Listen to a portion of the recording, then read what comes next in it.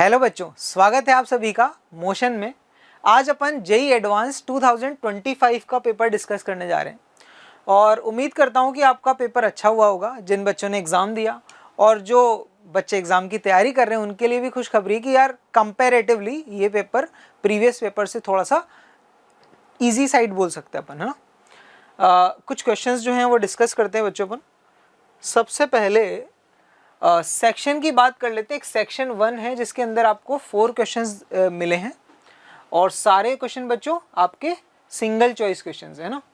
तो देखते हैं, +3 मार्क्स है आपका पॉजिटिव के लिए और नेगेटिव -1 है ना।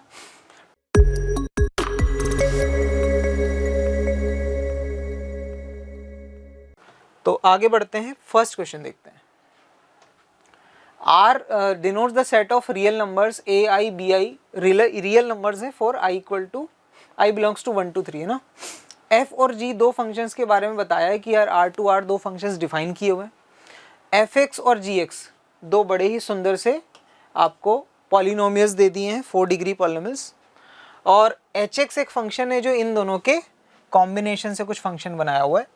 आपको ये बोला हुआ है कि Fx not equal to Gx for every x belongs to R, then the coefficient of x cube in hx। अच्छा बच्चों, ये पता करना है कि hx जो फंक्शन इन दोनों के कॉम्बिनेशन से बनने वाला है f और g से, उसमें x क्यूब का जो कोफिशिएंट है वो क्या रहने वाला है। तो बड़ी ही सिंपल चीज़ है बच्चों, कोफिशिएंट ऑफ x क्यूब जो आएगा वो कैसे मिलेगा। सबसे पहले अपन f ऑफ x प्लस 1 को बात करते हैं। अच्छा, f ऑफ x प्लस 1 में हम सारे x को रिप्लेस किससे कर रहे होंगे, x प्लस 1 से। इन 3 टर्म्स में तो आपको x क्यूब टर्म वाली मिलने वाली नहीं है ना। यहाँ पे जब आप x को x प्लस 1 से रिप्लेस करेंगे तो x क्यूब का कोफिशिएंट आपको a3 मिलेगा। यहाँ पे आप x को रिप्लेस x प्लस 1 से करेंगे तो x क्यूब का कोफिशिएंट आपको मिलेगा 4c1 है ना। तो basically f of x plus 1 में x क्यूब का कोफिशिएंट ये हो गया। माइनस करना पड़ेगा बच्चों g ऑफ x प्लस 2 वाले एक्सप्रेशन में जो x क्यूब का कोफिशिएंट आया होगा। ऑब्वियस है कि इन 3 टर्म्स में तो मिलेगा नहीं। यहाँ पे देखेंगे अपन तो b3 के साथ x प्लस 2 का क्यूब है, तो वहाँ पर आपको क्या मिलेगा, कोफिशिएंट देखें तो b3 मिल जाएगा। यहाँ पे हम x को रिप्लेस x प्लस 2 से करेंगे तो वहाँ पे आपको x की पावर 3 का कोफिशिएंट बच्चों मिलेगा 4c1 इंटू 2। तो ओवरऑल बच्चों x क्यूब का कोफिशिएंट हमें पता लगा a3 माइनस b3, ये बच्चों क्या है 4 है, वो वाला कितना है 8 है, -4। ये बेसिकली x क्यूब का कोफिशिएंट है। अब इस क्वेश्चन में थोड़ा सा उसने अच्छा सा बनाने की कोशिश करी, थोड़ा सा ट्रिकी पार्ट ये डाला है कि यार fx not equal to gx for every x belongs to r, यानी कि कोई भी ऐसा x नहीं चाहिए जिसके लिए fx और gx बराबर हो जाए। इनडायरेक्टली बच्चों इसका मतलब क्या होगा, इसका मतलब ये है कि यार fx minus gx equal to 0 अगर आपके पास कोई पॉलिनोमियल इक्वेशन है तो इसका कोई रियल रूट नहीं आना चाहिए, है ना। अगर fx minus gx equal to 0 equation का कोई रियल रूट नहीं आएगा तो हम बोलेंगे कि यार fx not equal to gx है for any x belongs to r। तो अपन यहाँ पे बात करते हैं कि यार fx माइनस gx बेसिकली बन क्या रहा है। अगर मैं fx माइनस gx करता हूँ बच्चों तो बेसिकली अपने पास एक क्यूबिकल सा पॉलिनोमियल बनता है, क्यूबिक पॉलिनोमियल बनता है a3 minus b3 multiply by x cube plus a2 minus b2 multiply by x square plus 7x plus a1 minus b1। अच्छा, अब ये जो पॉलिनोमियल इक्वेशन बनी है क्यूबिक पॉलिनोमियल, यार अगर ये क्यूबिक पॉलिनोमियल इक्वेशन रहती है अगर, तो क्या यहाँ से x की जो वैल्यूज आएंगी उसमें से एटलीस्ट एक वैल्यू तो रियल होगी है ना। तो अपन चाहते हैं कि अगर इस इक्वेशन का fx minus gx equal to 0 का कोई रियल रूट ना आए तो इसका मतलब है ये क्यूबिक तो नहीं रहनी चाहिए, है ना। और क्यूबिक नहीं रहनी चाहिए यानी कि x क्यूब का जो कोफिशिएंट है a3 माइनस b3 वो बच्चों क्या हो जाना चाहिए 0। तो इनडायरेक्टली बच्चों यहाँ से हमें a3 माइनस b3 की वैल्यू जो 0 मिलेगी उससे x क्यूब का जो कोफिशिएंट आपको पूछा गया है वो कितना हो जाएगा -4। Option number C is the correct answer. Next question पे बढ़ते हैं बच्चों अपन। नेक्स्ट क्वेश्चन आता है बच्चों, इस क्वेश्चन की बात करें तो ये क्वेश्चन हम क्वाड्रेटिक इक्वेशन में थ्योरी ऑफ इक्वेशंस से ले सकते हैं। तो क्वाड्रेटिक इक्वेशन में थ्योरी ऑफ इक्वेशन जो अपन पढ़ते हैं उस वाले टॉपिक का इक्वेशन है और इसको अपन मॉडरेट कैटेगरी में डाल सकते हैं।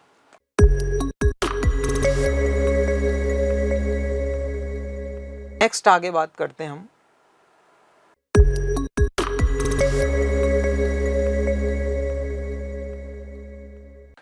Consider the matrix. आपका सबका चाहिए था मैट्रिक्स चैप्टर से रिलेटेड क्वेश्चन है।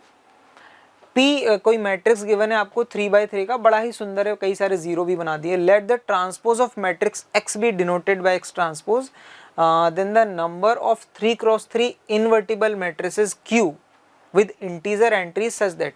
अच्छा, Q के बारे में हमें कुछ इन्फॉर्मेशन दे रखी है और ये पूछा जा रहा है कि ऐसी कितनी Q मैट्रिक्स बना सकते हैं। पहले तो यहाँ से अपन इसको Q से मल्टीप्लाई कर लेते हैं ना, Q से प्री मल्टीप्लाई या पोस्ट मल्टीप्लाई करें तो Q into Q transpose multiply by Q। क्या आपको ये आइडेंटिटी मैट्रिक्स आता हुआ दिख रहा है? तो यहाँ से क्लियरली पता लग रहा है कि Q आपका कैसा मैट्रिक्स है, ऑर्थोगोनल मैट्रिक्स। नेक्स्ट आगे इन्फॉर्मेशन ये भी है कि P into Q is equal to Q into P। तो इस इन्फॉर्मेशन को थोड़ा सा अपन समझने की कोशिश कर लेते हैं। चलिए, तो बच्चों P into Q is equal to given है Q इंटू P। एक काम करते हैं, P मैट्रिक्स तो पहले लिख ही लेते हैं। P मैट्रिक्स हमें बच्चों क्या दे रखा है, 2 0 0 0 2 0 0 0 3, 2 0 0 0 2 0 0 0 3 एक डायगोनल मैट्रिक्स है। एंड Q लेट से कोई मैट्रिक्स अज्यूम कर लेते हैं, A1 B1 C1 A2 B2 C2 A3 B3 C3, है ना। अच्छा, P को Q से मल्टीप्लाई किया, राइट साइड में Q को P से कर लेते हैं, A1 B1 C1 A2 B2 C2 A3 B3 C3 multiplied by 2 0 0 0 2 0 0 0 3। ठीक है, देखो बच्चों, इसको मल्टीप्लाई करेंगे तो क्या मिलेगा यार, ये अपने को इन दोनों से मिलेगा 2A1, first row second column से मल्टीप्लाई करते हैं तो 2B1 मिल जाएगा, मल्टीप्लाई करते हैं तो 2C1। इस तरह से हमें इसको मल्टीप्लाई इससे किया तो आपको मिलेगा 2A2 2B2 2C2 and last 3A3 3B3 and 3C3। ये आपको लेफ्ट वाली मैट्रिक्स मिली है ना। राइट वाली मैट्रिक्स जो है, इसको भी इसी तरह से अपन सिंप्लीफाई करते हैं, दिस मल्टीप्लाई बाय दिस, तो इसको मल्टीप्लाई इससे करेंगे 2A1 आ जाएगा,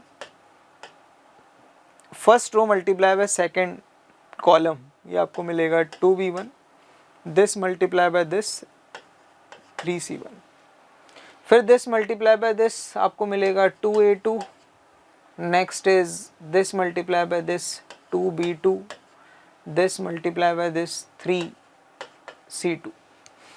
इसी तरह से लास्ट वाला भी मल्टीप्लाई करते हैं तो 2A3, this multiply by this 2B3 and 3C3। बच्चों कंपेयर करते हैं, अगर अपन ना दोनों को कंपेयर करें तो 2A1 2A1 2B1 2B1 2A1 2A2 2A2 2B2, ये जो एलिमेंट्स हैं, इन पोजीशन वाले एलिमेंट्स, ये हमें चेंज नज़र आ रहे हैं ना, बाकी के सारे एलिमेंट्स जो है वो सेम है। अच्छा, यानी कि 2C1 is equal to 3C1 करना पड़ेगा, इसका इनडायरेक्टली मतलब है कि C1 आपका 0 हो जाएगा। इसी तरह से आपको C2 को भी 0 करना पड़ेगा। Similarly goes with A3 and B3। तो फाइनली Q आपका जो मैट्रिक्स बचा वो क्या हो जाएगा, A1 B1 C1 आपको 0 करना है, A2 B2 C2 आपको 0 करना है, A3 B3 एंड C3। अच्छा, Q के बारे में एक इन्फॉर्मेशन हम पहले ही पता कर चुके हैं कि Q आपका क्या है बच्चों, ऑर्थोगोनल मैट्रिक्स है। और अगर ये ऑर्थोगोनल मैट्रिक्स है, यानी कि अगर मैं Q इंटू क्यू ट्रांसपोज को आइडेंटिटी मैट्रिक्स बनाना चाहता हूँ, तो यहाँ से कंडीशन क्या मिलेगी कि हर रो को उसी रो के एलिमेंट से मल्टीप्लाई करने पर आपको 1 मिलना चाहिए, और हर रो को किसी अदर रो के एलिमेंट से करस्पॉन्डिंग मल्टीप्लाई करने पे 0 आना चाहिए, है ना। यानी कि first row multiply by first row, indirectly A1 square plus B1 square must be 1। Second row multiply by second row a2 square plus b2 square, it should also be 1, and for third row it is c3 square 1. First row multiply by second row 0 होना चाहिए, basically a1 a2 plus b1 b2 must be 0. First row multiply by third row 0 already हो रहा है, second row multiply by third row already 0 हो रहा है ना. तो ओवरऑल बच्चों में इन सारी कंडीशंस पे फोकस करना है और यहाँ से a1 a2 b1 b2 c1 सारी वैल्यूज को बताना है. अच्छी बात यह है कि उसने बोला है कि आपको जो क्यू मैट्रिक्स बनानी है वो इंटीजर एंट्रीज वाली चाहिए, यानी कि ये सारे इंटीजर्स हैं. तो क्या क्या कॉम्बिनेशन अपन बना सकते हैं यार, a1 की वैल्यू 1 ले लेते हैं, a1 1 करेंगे तो b1 की वैल्यू करनी पड़ेगी आपको 0. अगर a1 को 1 और b1 को 0 किया तो हमें a2 और b2 की क्या क्या वैल्यूज़ अलाउड होंगी वो देखते हैं. a1 को 1 किया और b1 को मैंने 0 कर दिया, बाकी सारे एलिमेंट्स जो हैं वो मुझे इस तरह से फिल करने. अच्छा, यहाँ पे मैं प्लस और 1 -1 डाल सकता हूँ. मैं चाहता हूँ इन दोनों का प्रोडक्ट भी 0 बने, तो यार 1 के साथ यहाँ 0 चाहिए होगा और 0 के साथ यहाँ पे +1 या -1 अपन 2 ऑप्शन डाल सकते हैं. तो बच्चों अगर मैंने यहाँ 1 लिखा तो इस तरीके की कितनी मैट्रिक्स में बना पाऊंगा, 4 मैट्रिक्स बना सकता हूँ. अगर इसी तरह से हमने a1 को -1 कर दिया और यहाँ पर आपने 0 किया, 0, ये वाले एलिमेंट 0 0 हो जाएंगे. यहाँ पे आपने +1 या -1 किया तो यहाँ पे आपको एलिमेंट 0 ही लिखना पड़ेगा और यहाँ पे आप फिर से +1 या -1 कर सकते हैं.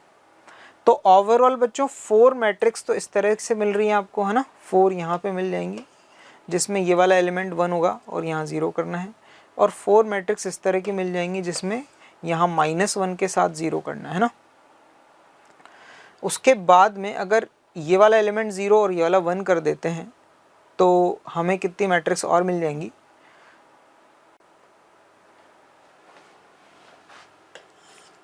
हाँ, यहाँ पे अगर अपन -1 0 और ये प्लस और -1 के साथ खेल रहे हैं, तो अगर यहाँ पे हमने क्या किया बच्चों, a1 को 0 और b1 को 1 कर दिया,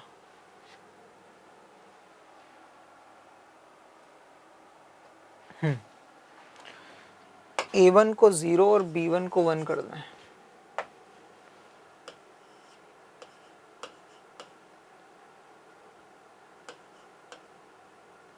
तो यहाँ पे हम +-1 और यहाँ 0 डाल सकते हैं. ठीक है, ठीक.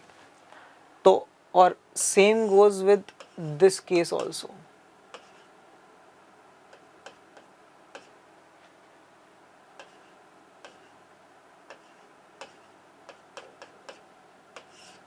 तो ओवरऑल बच्चों हमें कितनी मैट्रिसेस दिख रही हैं, ये वाली मैट्रिक्स हो गई जिसमें हमने यहाँ 1 किया और ये +-1, तो 4 4 एंड 4 4.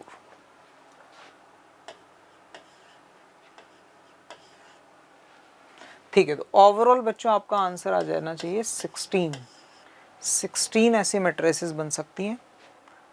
ऑप्शन नंबर कौन सा हो जाना चाहिए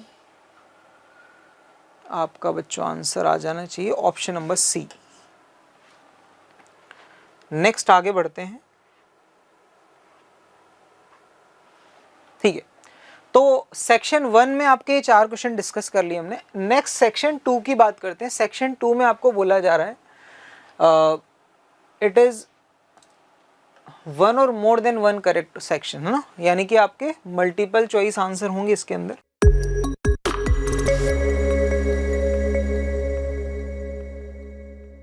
क्वेश्चन की बात करते हैं. Let L1 be the line of intersection of planes. Obviously vector 3D का क्वेश्चन है. आपको बोला जा रहा है कि L1 कोई लाइन है जो इन प्लेन के इंटरसेक्शन से पास हो रही है. L2 be the line passing through this point and parallel to L1. अच्छा, सबसे पहले L1 की डायरेक्शन पता कर लेते हैं. कैसे पता करेंगे, इन दो प्लेन्स के जो नॉर्मल्स हैं उनका क्रॉस प्रोडक्ट करके हमें डायरेक्शन मिल जाएगी. तो basically i cap j cap k cap हमने क्या लिखे 2 3 1 नॉर्मल्स ऑफ फर्स्ट प्लेन। इसी तरह से सेकंड प्लेन क्या है 1 2 1, तो उसके normals i cap 2 j cap और k कैप हो जाएगा, है ना। यहाँ से बच्चों अपन क्या कर लेते हैं, इसको सिंप्लीफाई करके यहाँ से अपन क्या कर लेते हैं L1 लाइन के DRs लिख लेते हैं, या उसकी डायरेक्शन में कोई वेक्टर लिख लेते हैं। क्या आ जाएगा i cap multiply by 3 minus 2 it is 1 minus j cap multiply by 2 minus 1 and k cap multiply by 4 minus 3। तो basically i cap minus j cap plus k cap, indirectly 1 minus 1 1 जो आपके L1 के DRs हैं। अच्छा L1 के ही parallel L2 है, तो L2 directly line अपन लिख सकते हैं। L2 लाइन आपकी हो जाएगी x minus 2 divided bye 1 y plus 1 divided by minus 1 and z minus 3 divided bye 1। अच्छा ये लाइन L2 के बारे में क्या कहा है, जो इस पॉइंट से पास कर रही है L1 के पैरेलल है। M denotes the plane given by this equation, ये कोई आपका M वाला प्लेन है। और suppose that the line L2 meets the plane M at point Q, यानी कि इस प्लेन को लाइन आपकी L2 जो आपने लिखी है वो किसी पॉइंट Q पर मीट कर रही है। तो ऑब्वियस है कि यार यहाँ पे K अज्यूम करके अपन एक जनरल पॉइंट लिख देते हैं K प्लस 2, इसको Q पॉइंट बनाने का ट्राई करेंगे। K plus 2 minus K minus 1 and K plus 3। अच्छा ये Q पॉइंट जो है वो कैसे मिलेगा, L2 और M वाले प्लेन के इंटरसेक्शन से। तो इसको अपन M वाले प्लेन में सब्स्टिट्यूट कर देते हैं। 2 into x plus y minus 2z is equal to 6। क्या हो गया यहाँ से 2k plus 4 minus k minus 1 minus 2k minus 6 is equal to 6। Minus 2k आपका बच्चों कैंसिल हो गया, तो k की वैल्यू क्या आती हुई नज़र आ रही है, minus 12 minus 1 minus 13 plus 4 minus 9। तो Q पॉइंट बच्चों आपको क्लियरली नज़र आ गया। Q पॉइंट कितना हो गया, minus 9 plus 2 minus 7 comma 9 minus 1 8 and minus 9 plus 3 6, यानी बच्चों Q के कोऑर्डिनेट आपको माइनस 7 8 6 मिल गया। अब आगे उसने ये समझाया आपको कि आगे R be the foot of perpendicular from P to plane M। तो कुछ इस तरह से कहानी है कि ये आपकी लाइन L2 है, इस L2 वाली लाइन ने किसी प्लेन M को किसी पॉइंट Q पर कट किया है। L2 पर आपका कोई पॉइंट P है और P से इस वाले प्लेन M पर कोई फुट ऑफ परपेंडिकुलर आपने ड्रॉ किया है और ये पॉइंट R हो गया।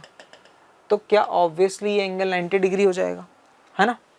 Q पॉइंट आप ऑलरेडी निकाल चुके हो। Q पॉइंट का कोऑर्डिनेट आपका आया है माइनस 7 8 6 माइनस 7 8 6 और P पॉइंट आपको ऑलरेडी गिवन है, वो कितना है 2 माइनस 1 3 2 माइनस 1 3। अच्छा R पॉइंट अपन इजीली निकाल सकते हैं पॉइंट्स का प्लेन में, है ना। पॉइंट का प्लेन में फुट ऑफ परपेंडिकुलर का फॉर्मूला हमें याद है। तो R पॉइंट के coordinate alpha beta gamma assume करें अगर अपन, तो अल्फा माइनस 2 डिवाइडेड बाय ये प्लेन का इक्वेशन बच्चों हमें क्या दे रखा है 2x minus y 2x plus y minus 2z equal to 6। 2x plus y minus 2z equal to 6।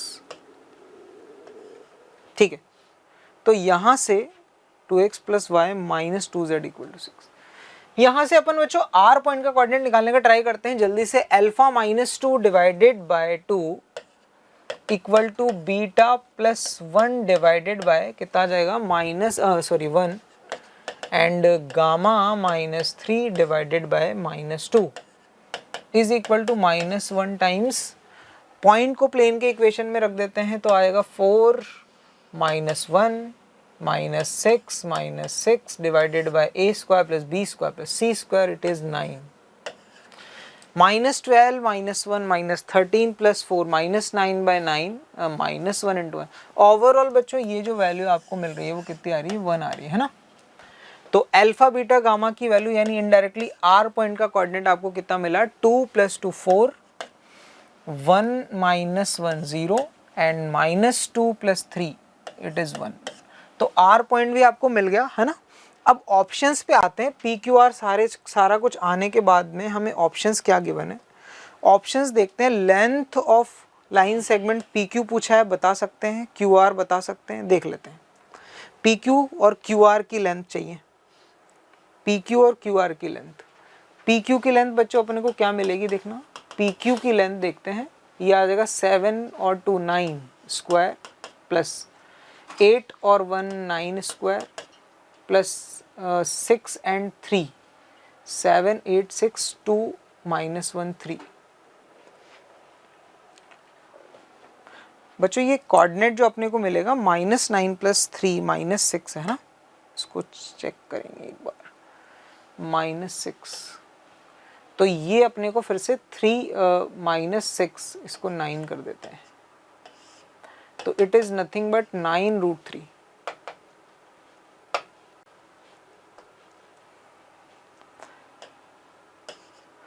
हाँ, तो यहाँ से आपको 9√3 आपको PQ की वैल्यू मिल गई और आपको ऑप्शन नंबर कौन सा ट्रू मिला, ए तो सही है ना।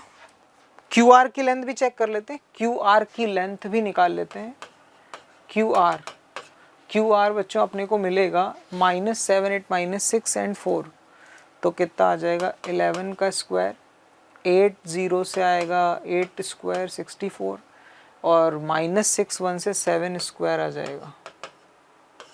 ये आपको मिलेगा 121 + 64 + 49, कितना हो जाएगा ये 120 220 230 और कितना हो जाएगा 4 √234। क्या ऐसा कुछ गिवन है क्या? नहीं, तो बी आपका फॉल्स है। ट्राइंगल PQR का एरिया चाहिए, ट्राइंगल PQR के एरिया में हाफ बेस हाइट से सॉल्व कर सकते हैं अपन। Area of triangle PQR is nothing but half into QR multiply by PR, half into QR √234 multiply by PR। PR की वैल्यू बच्चों अपन क्या लिख सकते हैं, देखिए √401 और इनके बीच में ना 4 और 2 से आपको मिलेगा 2 स्क्वायर, 0 और -1 से मिलेगा 1 स्क्वायर एंड 1 और 3 से मिलेगा 2 स्क्वायर।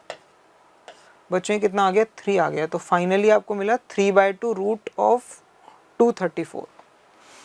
ऑप्शन नंबर सी भी करेक्ट है। और acute angle between the line segment PQ and PR। अच्छा, PQ PR के बीच में एक्यूट एंगल कॉस इनवर्स की फॉर्म में गिवन है। PQ और PR के बीच के एंगल की बात हो रही है, इसको थीटा बोले। तो बच्चा कॉस थीटा आप इस ट्राइंगल में क्या लिख सकते हो, cos theta is nothing but base upon hypotenuse, base बोले तो PR डिवाइडेड बाय PQ। अच्छा, PR की वैल्यू हम पता कर चुके, ये रहा है ना 3 है, एंड PQ की वैल्यू आपने ऑलरेडी निकाली हुई है 9√3, सो इट इज 1/3√3। आंसर में आपको cos इनवर्स 2√3 बोला है तो वो गलत हो गया है ना। तो फाइनली आपको बच्चों इसका आंसर क्या आ जाएगा, A और C। थोड़ा सा इसमें कैलकुलेटिव था क्वेश्चन ये, तो वेक्टर 3D वाले पोर्शन का क्वेश्चन है और ये थोड़ा सा मॉडरेट से ऊपर बोला जाएगा, थोड़ा कैलकुलेटिव क्वेश्चन है, तो M+ कैटेगरी में इसको डाल सकते हैं। तो n > 0 के लिए 3 + 2n आ रहा है, कुछ इस तरीके से लाइन दिखाई देगी, लेकिन सारे पॉइंट्स अपने आंसर नहीं है। 0 पे आंसर आएगा कितना 3, ग्रेटर की बात हो रही है ना, 0 पे 3 आ जाएगा। 1 पर कितना आएगा, तो 1 पर आ जाएगा आपका 5। ऐसे ही 2 पर कितना आएगा, तो 2 पर आपका आंसर आ जाएगा 7, है ना, एंड सो ऑन। सारे ऑड आंसर्स इसके आते जा रहे हैं। 2 3 से स्टार्ट हो रहा है, 1 नहीं आ रहा है, ये ध्यान रखिएगा, ठीक है। आगे बढ़ते हैं। अगर मैं बात करूं n < 0 में क्या पुट करना, अपने केवल इंटीजर्स पुट करना है। तो -1 पे कितना आंसर आ रहा है बच्चों, -1 पे अपना आंसर आ रहा है 2। तो अगर मैं बात करूं -2x जैसा लिखा हुआ, इसको मान लो कुछ ऐसा, और -1 पे कितना आंसर आ रहा है इसका 2 आ रहा है। -2 पे कितना आ रहा है इसका आंसर, तो देखो 4 आ रहा है। मतलब सारे इवन वाले जो नेचुरल नंबर हैं वो सारे आंसर मिलते जाएंगे। -3 पे कितना आ जाएगा, सिमिलरली 6। देखो तुम्हें एक चीज़ दिखाई दे रही होगी, यहाँ पे 1 अपने को आंसर नहीं मिल रहा है ना, 1 आंसर नहीं मिला। इसका मतलब फंक्शन g के रेंज में 1 नहीं है, और कोडोमेन क्या है, नेचुरल नंबर। तो क्या कोडोमेन रेंज के बराबर आ रही है, तो बिल्कुल नहीं। तो रेंज ऑफ जो g है वो सारा नेचुरल नंबर है, किसको छोड़ के, 1 को छोड़ के। इसका मतलब फंक्शन g कैसा हो गया, इनटू हो गया। फंक्शन g तो इनटू होगा, बट ऑप्शन सी में क्या देखा है कि ऑन टू, ये गड़बड़ है। आ रही बात समझ में। अच्छा, f ऑफ g और g ऑफ f की बात करें तो g ऑफ fx में और f ऑफ gx में, है ना। फंक्शन अगर f की बात करूं, इनर फंक्शन f है, तो फंक्शन f कैसा था आपका, नॉट 1 1। फंक्शन f कैसा है, नॉट 1 1। तो g ऑफ fx भी कैसा हो जाएगा, नॉट 1 1। और फंक्शन g कैसा है, फंक्शन g आपका अभी निकाला हमने कि g तो इनटू है, 1 इनटू है, तो g क्या है, 1 1 इनटू। तो 1 1 इनटू की बात करें तो g है इनटू फंक्शन बाहर वाला, तो बाहर वाला नॉट। तो इसका मतलब जो g ऑफ f होगा वो 1 1 नहीं होगा और गॉफ नॉट ऑन टू होगा, है ना। ऑप्शन ए भी सही है। क्लियर ना। आगे बढ़ते हैं अगले क्वेश्चन पे। नेक्स्ट क्वेश्चन क्या बोल रहा है,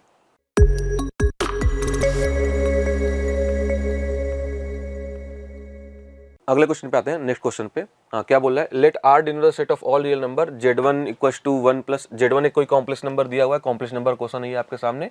z2 दिया है 3 आयोटा, दो कॉम्प्लेक्स नंबर है, आयोटा को √-1 डिफाइन कर दिया है। s कोई एक सेट लिखा हुआ है, x, y, r cross r, modulus of x plus iota y minus z1 equals to 2 times modulus of x plus iota y minus z2। Clear. अब ये देखो बहुत ही आसान सा चीज लिखा हुआ है, केवल तुम्हें यहाँ पर z1 पुट करना है, z2 पुट करना है और उसके मॉडुलस को कैलकुलेट कर लेना है, सिंप्लीफाई कर लेना है। एक्स वाई में रिलेशन निकल के आ जाएगा, कोई ना कोई एक कर्व को डिनोट कर रहा होगा वो। और देखो यहाँ पे सारे ऑप्शन में सर्कल लिख दिया, इसका मतलब पक्की बात है क्या आ रहा होगा, सर्कल ही आ रहा होगा, उसका सेंटर और रेडियस कैलकुलेट करना है। तो बहुत ही आसान सा सवाल ये आपके सामने जो एडवांस में पूछा गया इस बार कॉम्प्लेक्स नंबर का। करना क्या है, एक्स प्लस आयोटा वाई तो लिखा ही है, तो x plus iota y minus z1 कितना हो जाएगा, -1 minus 2 iota equals to 2 times x plus iota y minus z2 कितना हो जाएगा, 3 आयोटा।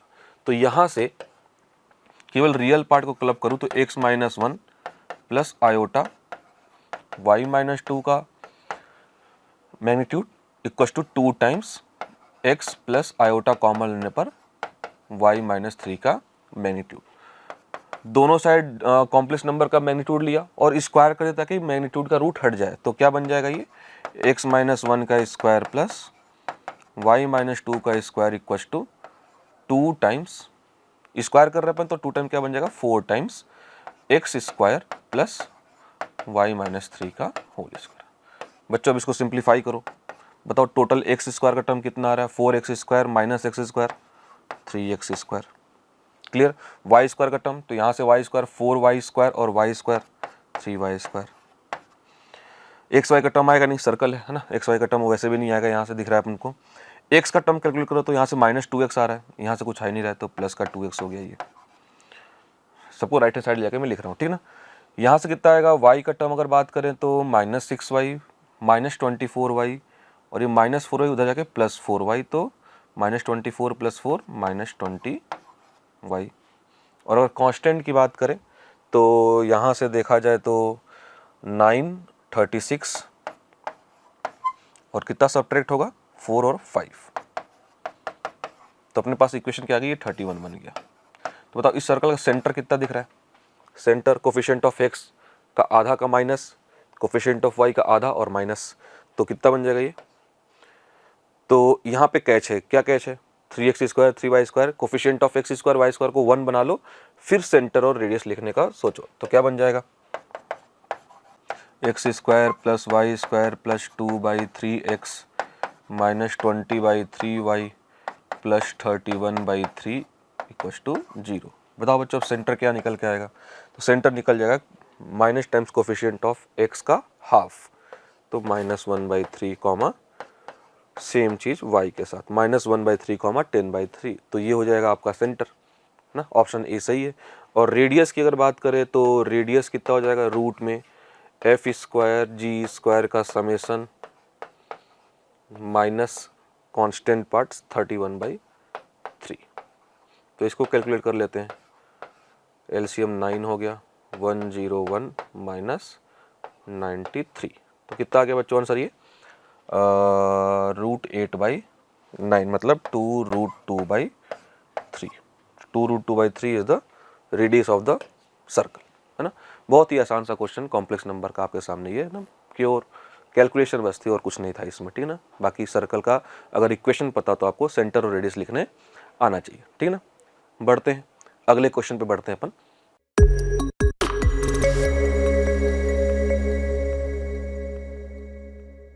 अपन आ चुके हैं सेक्शन 3 में। सेक्शन 3 में अपने पास 6 क्वेश्चंस होंगे टोटल, जिसमें हर एक क्वेश्चन की न्यूमेरिकल वैल्यू आएगी, और न्यूमेरिकल वैल्यू जो भी आएगी वो 2 डेसिमल प्लेस तक होनी चाहिए, ट्रंकेट करके अपन राउंड ऑफ करके लिख सकते हैं, ठीक है। चलिए क्वेश्चन में क्या बोल रहा है, let set of all relation R on the set A B C D E F. 6 element का एक सेट दिया हुआ अपने को, उस पर एक आर रिलेशन डिफाइन किया गया है, सच दैट आर रिफ्लेक्सिव है और कैसा है बच्चों, सिमेट्रिक है। रिफ्लेक्सिव है और सिमेट्रिक है। रिफ्लेक्सिव कंडीशन ये होती है कि खुद का खुद से रिलेशन हो, और सिमेट्रिक का मतलब क्या होता है, अगर ए कॉमा बी है तो फिर बी कॉमा ए भी होना चाहिए। अब बोल रहा है कि R contains exactly 10 elements. R में कितने एलिमेंट्स होने चाहिए, 10 elements, be denoted by delta, है ना।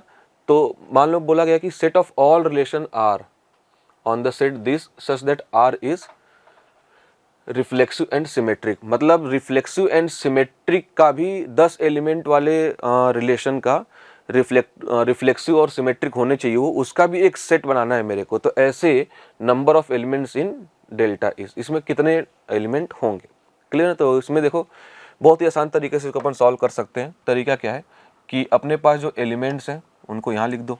जैसे एलिमेंट्स क्या है, A B C D E F, elements को वर्टिकली भी अरेंज कर दो, A B C D E F, और एक ग्रिड क्रिएट कर लो। ग्रिड क्रिएट करने का मतलब क्या हुआ, कुछ इसको तुम मैट्रिक्स जैसा समझ सकते हो कि मैंने एक मैट्रिक्स क्रिएट कर ली है, जिसमें एलिमेंट्स में लिखूंगा, रो का उठाऊंगा और कॉलम का उठाऊंगा। रो और कॉलम को मैंने नाम दे दिया है A B C D E F, और रो को भी A B C D E F, ठीक है। तो इसमें रिफ्लेक्सिव होना चाहिए, मतलब यहाँ पर अगर मैं बात करूँ तो ए कॉमा ए निकल के आएगा, ए कॉमा ए, यहाँ क्या आ जाएगा बच्चों, बी कॉमा बी, यहाँ क्या आ जाएगा, सी कॉमा सी, यहाँ क्या आ जाएगा, डी कॉमा डी, और यहाँ क्या आ जाएगा, E comma E, F comma F. तो ये 6 तो होने ही चाहिए, ये तो कंपल्सन है रिफ्लेक्सिव के लिए। तो ये 6 होने का एक ही तरीका है ना, कि सारे के सारे आ जाएं।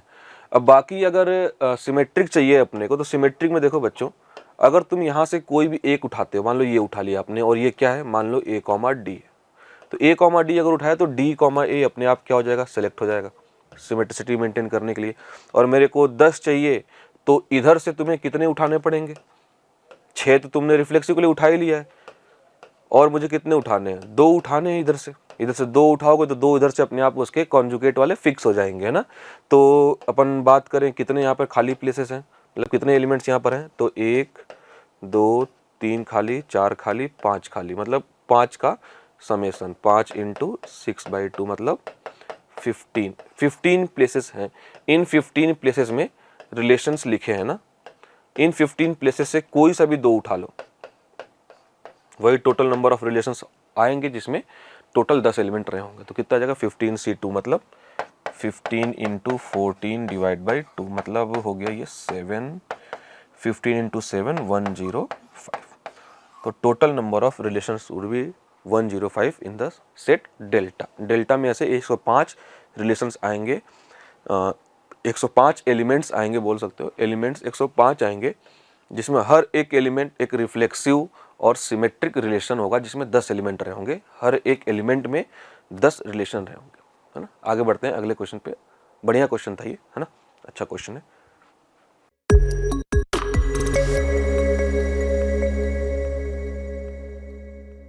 नेक्स्ट क्वेश्चन बोल रहा है कि for any 2 points m and n इन x y plane let mn denote the vector from m to n। सारी कहानी लिखी है जो बेसिक चीज़ें बताई जाती हैं, इंट्रोड्यूस कर दिया आपको सामने कि mn वेक्टर किसको बोलेंगे, जीरो को जीरो वेक्टर बोलना है ना। PQR be the three distinct point in the XY plane, let S be the point inside the triangle PQR। तो सिचुएशन जो बोली जा रही है उसको अपन ड्रॉ करते हैं कि PQR एक ट्राइंगल है XY प्लेन में, इसके अंदर एक पॉइंट S है। S पॉइंट में खास बात क्या है, SP plus 5SQ plus 6SR कितना है, 0 है। तो अगर मैं बात करूं SP वेक्टर की तो SP वेक्टर ये बन जाएगा, SQ वेक्टर ये बन जाएगा और SR वेक्टर ये बन जाएगा।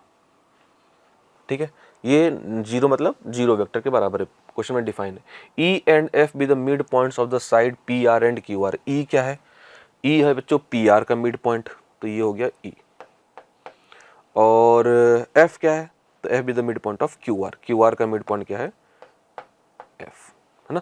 तो अगर मैं इसमें पॉइंट्स पोजीशन वेक्टर्स को डिफाइन कर दूं, सपोज कर लो कि मैंने इसको बोल दिया 0 या फिर ओरिजिन बोल देते हैं अपन, चलो 0 वेक्टर। तो इसके हिसाब से इसका नाम चलो S वेक्टर बोल दिया मैंने, ये बन जाएगा आपका Q वेक्टर, ये बन जाएगा आपका मान लो R वेक्टर। अब E अगर मिड पॉइंट है तो 0 और R का मिड पॉइंट क्या हो जाएगा, R/2 वेक्टर। F भी मिड पॉइंट है तो ये क्या बन जाएगा, Q प्लस R/2। क्लियर बच्चों। तो यहां से अपने को क्या मिल रहा है, SP वेक्टर क्या बनेगा, SP वेक्टर मतलब position of P minus position of S। तो 0 माइनस S कितना बन जाएगा बच्चों, माइनस का S vector, plus 5 times SQ vector क्या बनेगा, Q माइनस S, डिफाइन किया गया पहले से ही, तो Q vector minus S vector. और SR वेक्टर क्या बन जाएगा, 6 टाइम्स SR वेक्टर क्या बन जाएगा, R minus S equal to null vector दिया हुआ है। तो यहाँ से अगर मैं कैलकुलेट करूँ टोटल कितने S वेक्टर आ रहे हैं, तो -1 यहाँ पर है, -5 यहाँ पर है और -6 यहाँ पर, तो 12 टोटल आ गए। और -12 को मैंने राइट हैंड साइड पे ले लिया, तो 12S vector equal to 5Q vector plus 6R vector निकल के आ रहा है। तो यहाँ से S वेक्टर की वैल्यू जो आ रही है 5Q vector divide by 12 plus R vector divide by 2 आ रही है। इसका अपन यूज करेंगे अगर आगे जरूरत पड़ेगी तो। क्लियर ना। पूछा क्या गया है, length of line segment EF, length of line segment ES का रेशियो पूछा गया है। Length of line segment EF कितना होगा, तो EF वेक्टर का मॉड ले लेंगे अपन, मैग्नीट्यूड ले लेंगे, है ना। और length of line segment ES vector, तो ES वेक्टर कुछ ऐसा हो जाएगा। तो बेसिकली अपने को mod EF vector upon mod ES vector पूछा जा रहा है। तो EF वेक्टर क्या हो जाएगा, F माइनस E। अब F खुद कितना है, R/2, सॉरी F कितना है, Q plus R/2 minus E, तो Q plus R/2 minus R/2, जो कि न्यूमरेटर में R/2 करके कितना बचेगा, Q/2 का मॉड बचेगा, डिवाइड बाई डिनोमिनेटर में कितना बच रहा है, ES वेक्टर, तो S माइनस E। S की वैल्यू कितनी निकाली थी हमने, S की वैल्यू निकाली थी हमने 5Q/12 प्लस R/2, ये S हो गया, minus E vector. E vector कितना बच्चों, R/2 माइनस R/2, ये भी कैंसिल हो गया, तो कितना आ गया ये 5Q/12।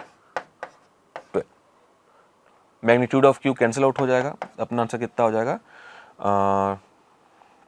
अपना आंसर होगा 12/10। तो 12/10 का मतलब कितना हो गया, 1.2, है ना बच्चों। तो बहुत ही बेसिक सा क्वेश्चन वेक्टर का, पहली दूसरी क्लास के बाद ये क्वेश्चंस बन जाते हैं इन जनरल देखा जाए तो ऐसे क्वेश्चंस। तो बहुत ही आसान सा क्वेश्चन वेक्टर अलजेब्रा से लिया गया, ये इजी क्वेश्चंस अपन बोल सकते हैं इसको, ठीक है। ओके, बढ़ते हैं अपन नेक्स्ट क्वेश्चन पे। नेक्स्ट क्वेश्चन क्या बोल रहा है,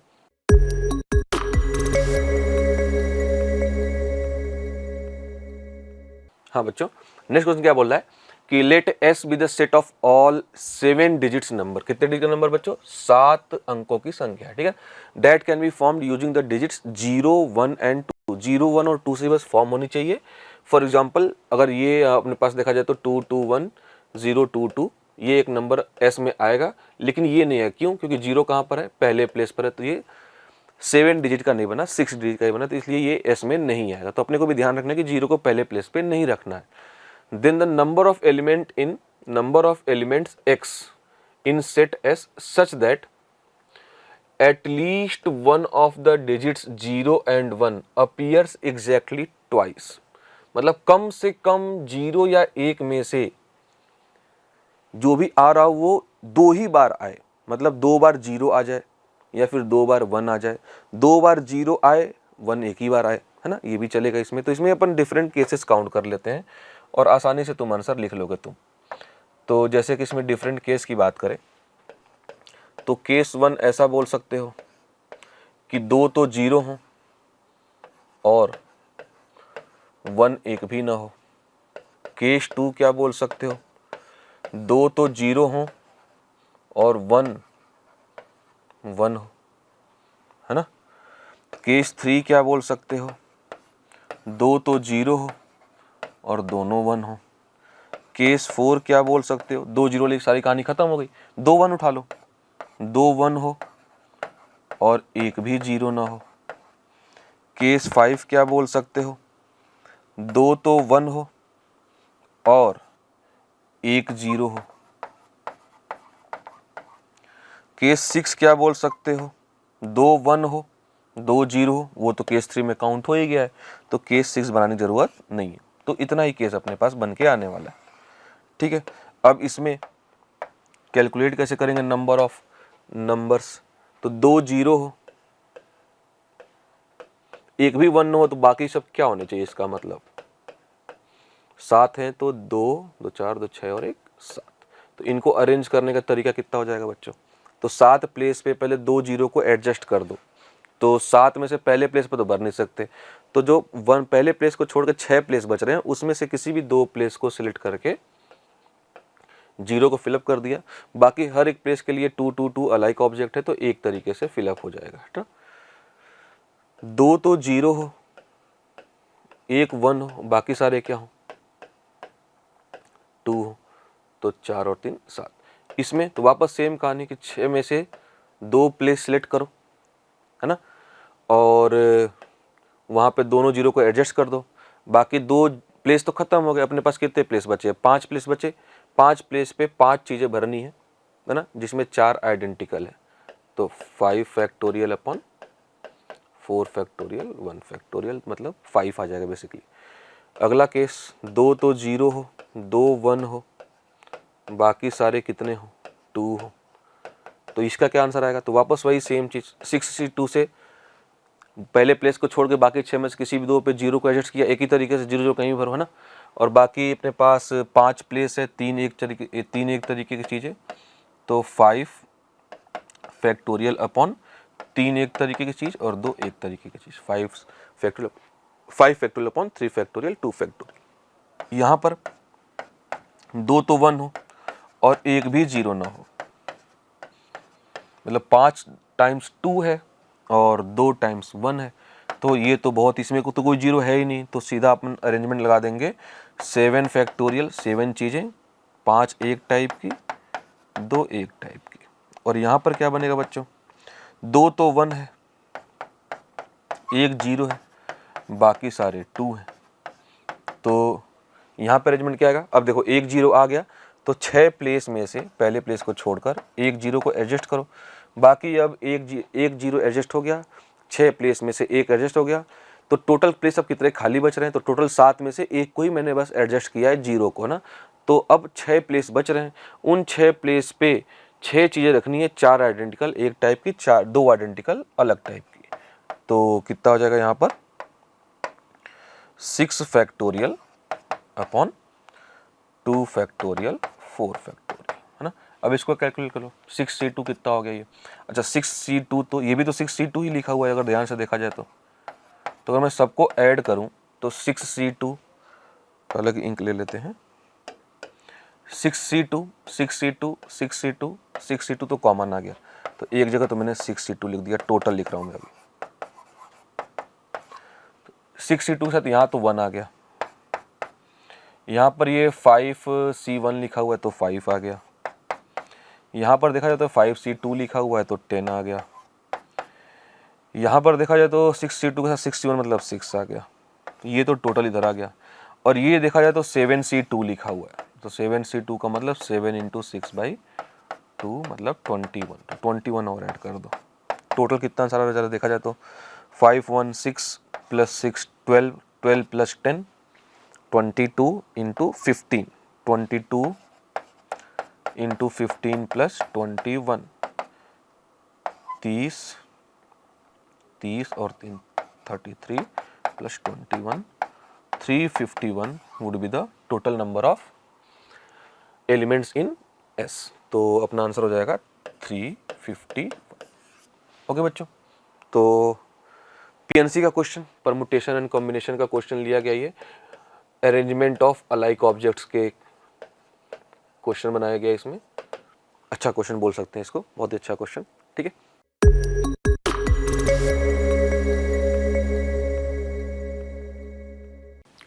so the next question is integer type question, और क्वेश्चन है लिमिट वाले चैप्टर का। तो पहले इसको अरेंज करके लिखते हैं। क्वेश्चन में लिखा हुआ है limit x tends to 0 α/2 integration 0 to x 1/1 - t² dt plus beta x cos x upon में दिया हुआ है x³, ठीक है। और ये पूरी फाइनाइट वैल्यू के इक्वल है, और वो फाइनाइट वैल्यू कितनी है 2, तो ये फाइनाइट वैल्यू के इक्वल है। अब देखो जब आप 0 रख रहे हो तो 0 से 0, ये 0 होगा, ये 0 होगा, ये 0 होगा, सो द फॉर्म इज 0/0। और जब भी 0/0 की फॉर्म होगी या ∞/∞ की फॉर्म होगी तो हम l'Hopital रूल लगा सकते हैं। इट मीन्स ऊपर भी डिफरेंशिएशन, नीचे भी डिफरेंशिएशन। तो यहाँ डिफरेंशिएशन कर देते हैं, लिमिट x टेंड्स टू 0 α/2, यहाँ डिफरेंशिएशन करा 1/1 - x² plus beta into cos x minus beta x into sine x upon में कितना आ जाएगा 3x²। So 3x² is equal to 2। Again the limit is equal to finite value. Finite value होने के लिए again limit की जो 7 standard forms होती है उसमें होना चाहिए। इट मीन्स ये भी 0/0 होना चाहिए। जब आप 0 रख रहे हो तो ये तो 1 बन रहा है, जब आप 0 रख रहे हो तो ये 0 बन रहा है, जब आप 0 रख रहे हो तो ये 1 बन रहा है, मतलब α/2 बन रहा है। तो यहाँ पर एक काम कर सकते हैं, एक्सपेंशन लगा सकते हैं। देखो अगली स्लाइड में इसको लिखते हैं।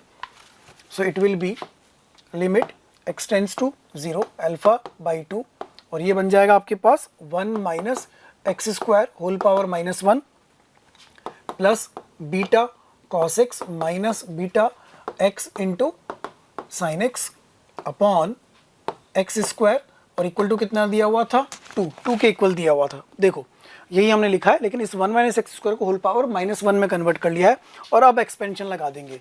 1 - x² होल पावर -1 का एक्सपेंशन, एक cos x का एक्सपेंशन, और एक एक्सपेंशन अपन कौन सा लगाएंगे बेटा, एक लगाएंगे हम sin x का। तो sin x का एक्सपेंशन, cos x का एक्सपेंशन, और 1 - x² होल पावर -1 का expansion.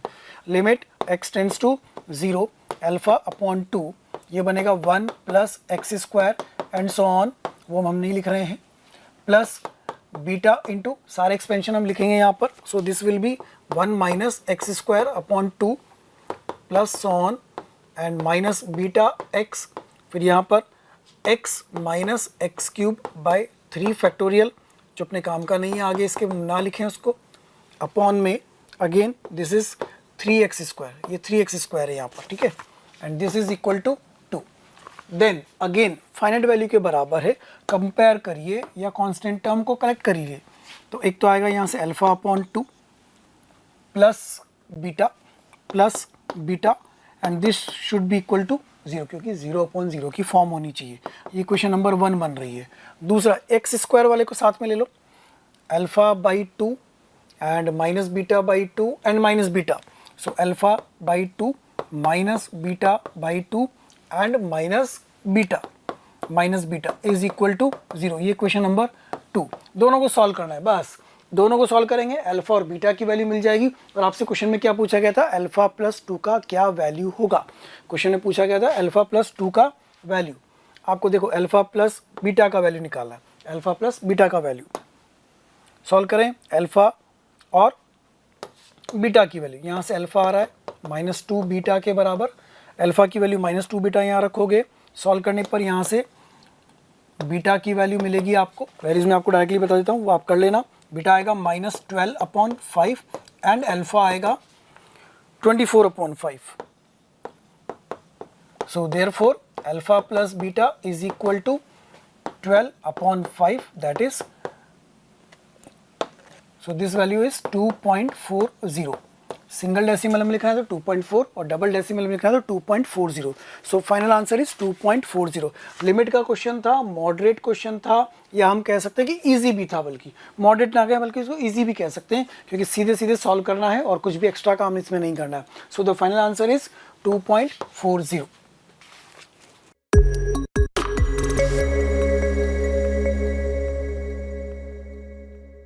So the next question is again integer type question, function chapter का है, फंक्शनल इक्वेशन का क्वेश्चन है। देखो, R denote the set of all real numbers f R to R be a function such that f(x) greater than 0 for all x belongs to r and f of x plus y is equal to fx into fy।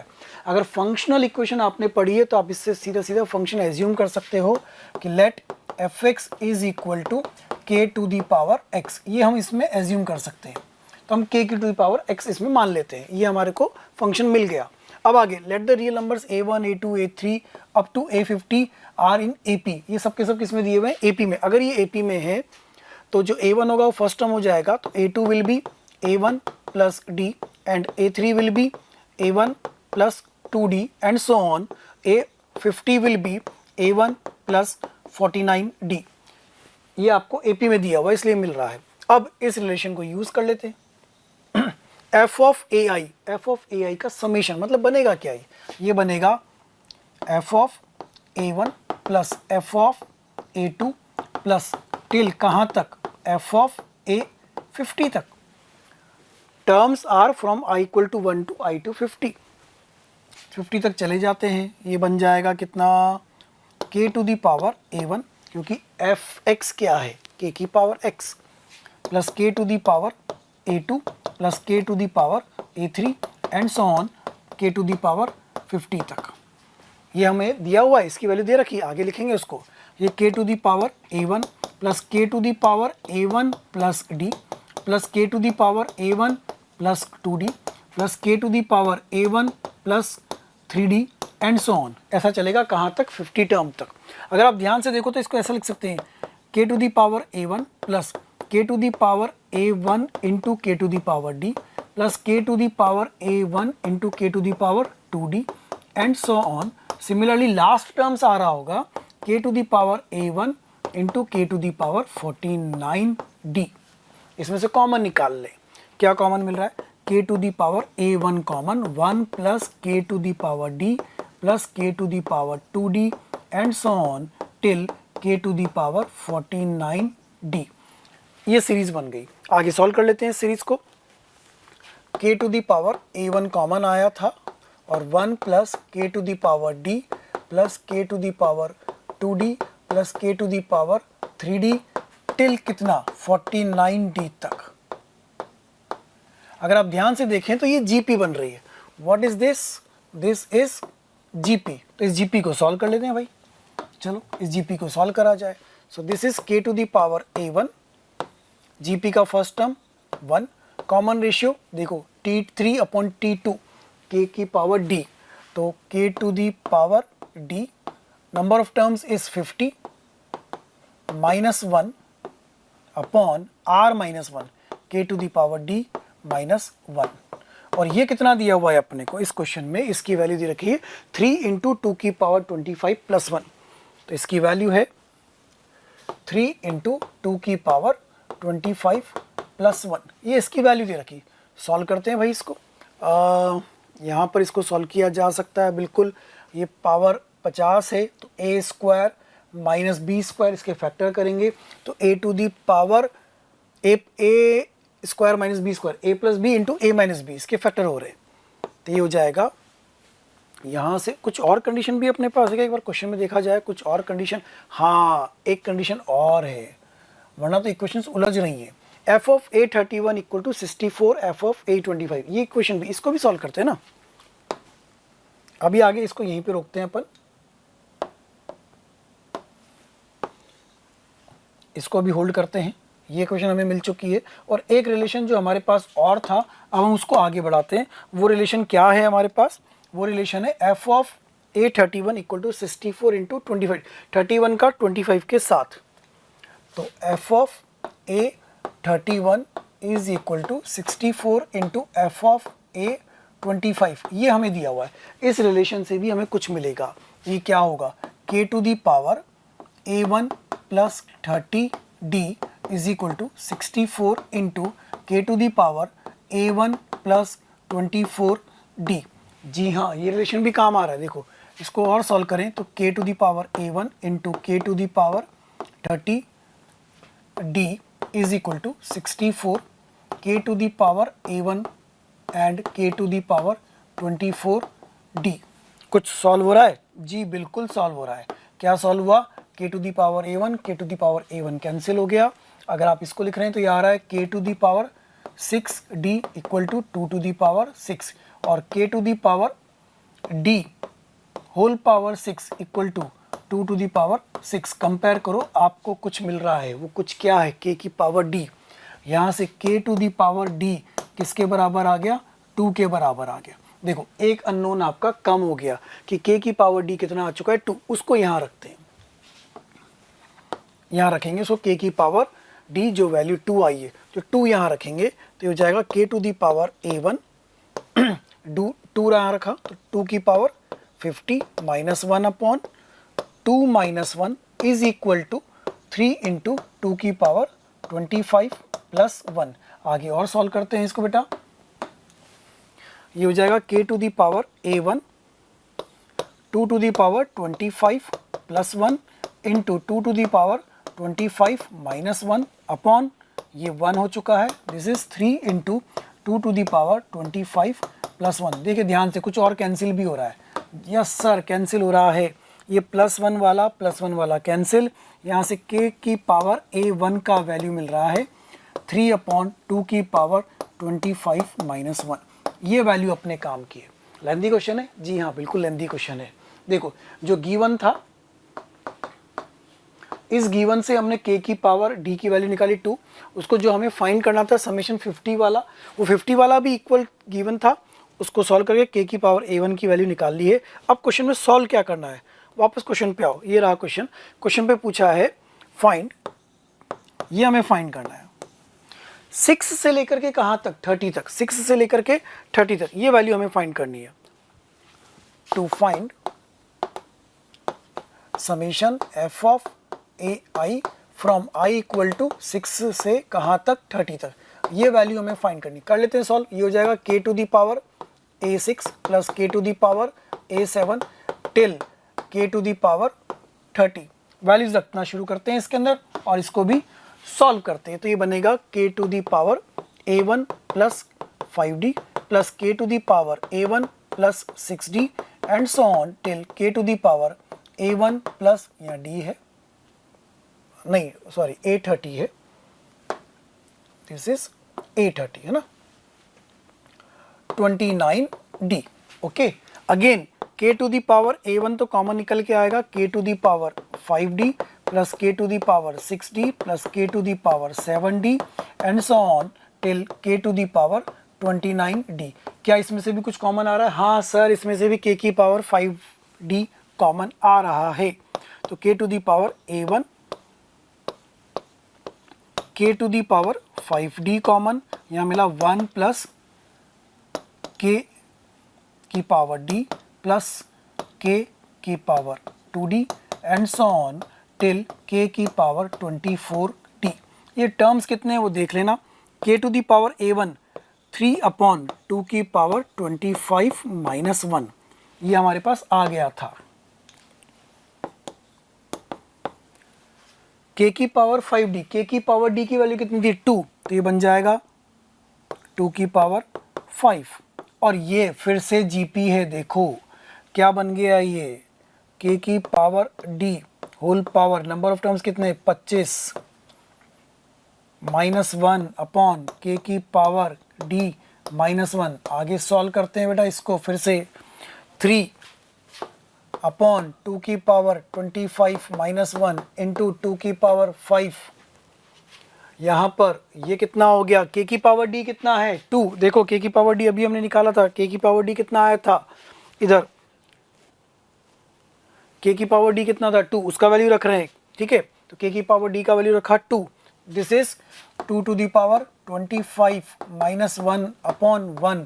कुछ cancel हुआ क्या, yes sir cancel हो गया, ये cancel आया, 3 into 32 that is 96। Again integer type, answer is 96। तो final answer 96 का।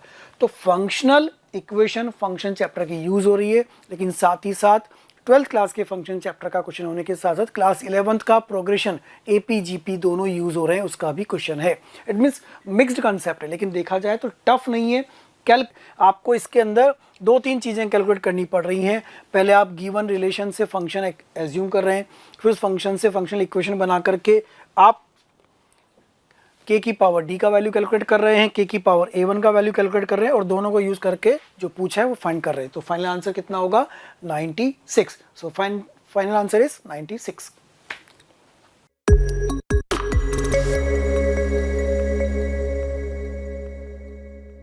सो the next question is again integer type question. 3 integer type question आए थे पेपर 1 के अंदर, क्वेश्चन नंबर 11, 12, 13। देखो इंटीजर टाइप क्वेश्चन के अंदर अगेन डिफरेंशियल इक्वेशन चैप्टर का क्वेश्चन आया हुआ है। डिफरेंशियल इक्वेशन 3 दे रखी हैं, 3 अलग अलग डिफरेंशियल इक्वेशन है, तीनों हमें सॉल्व करनी है।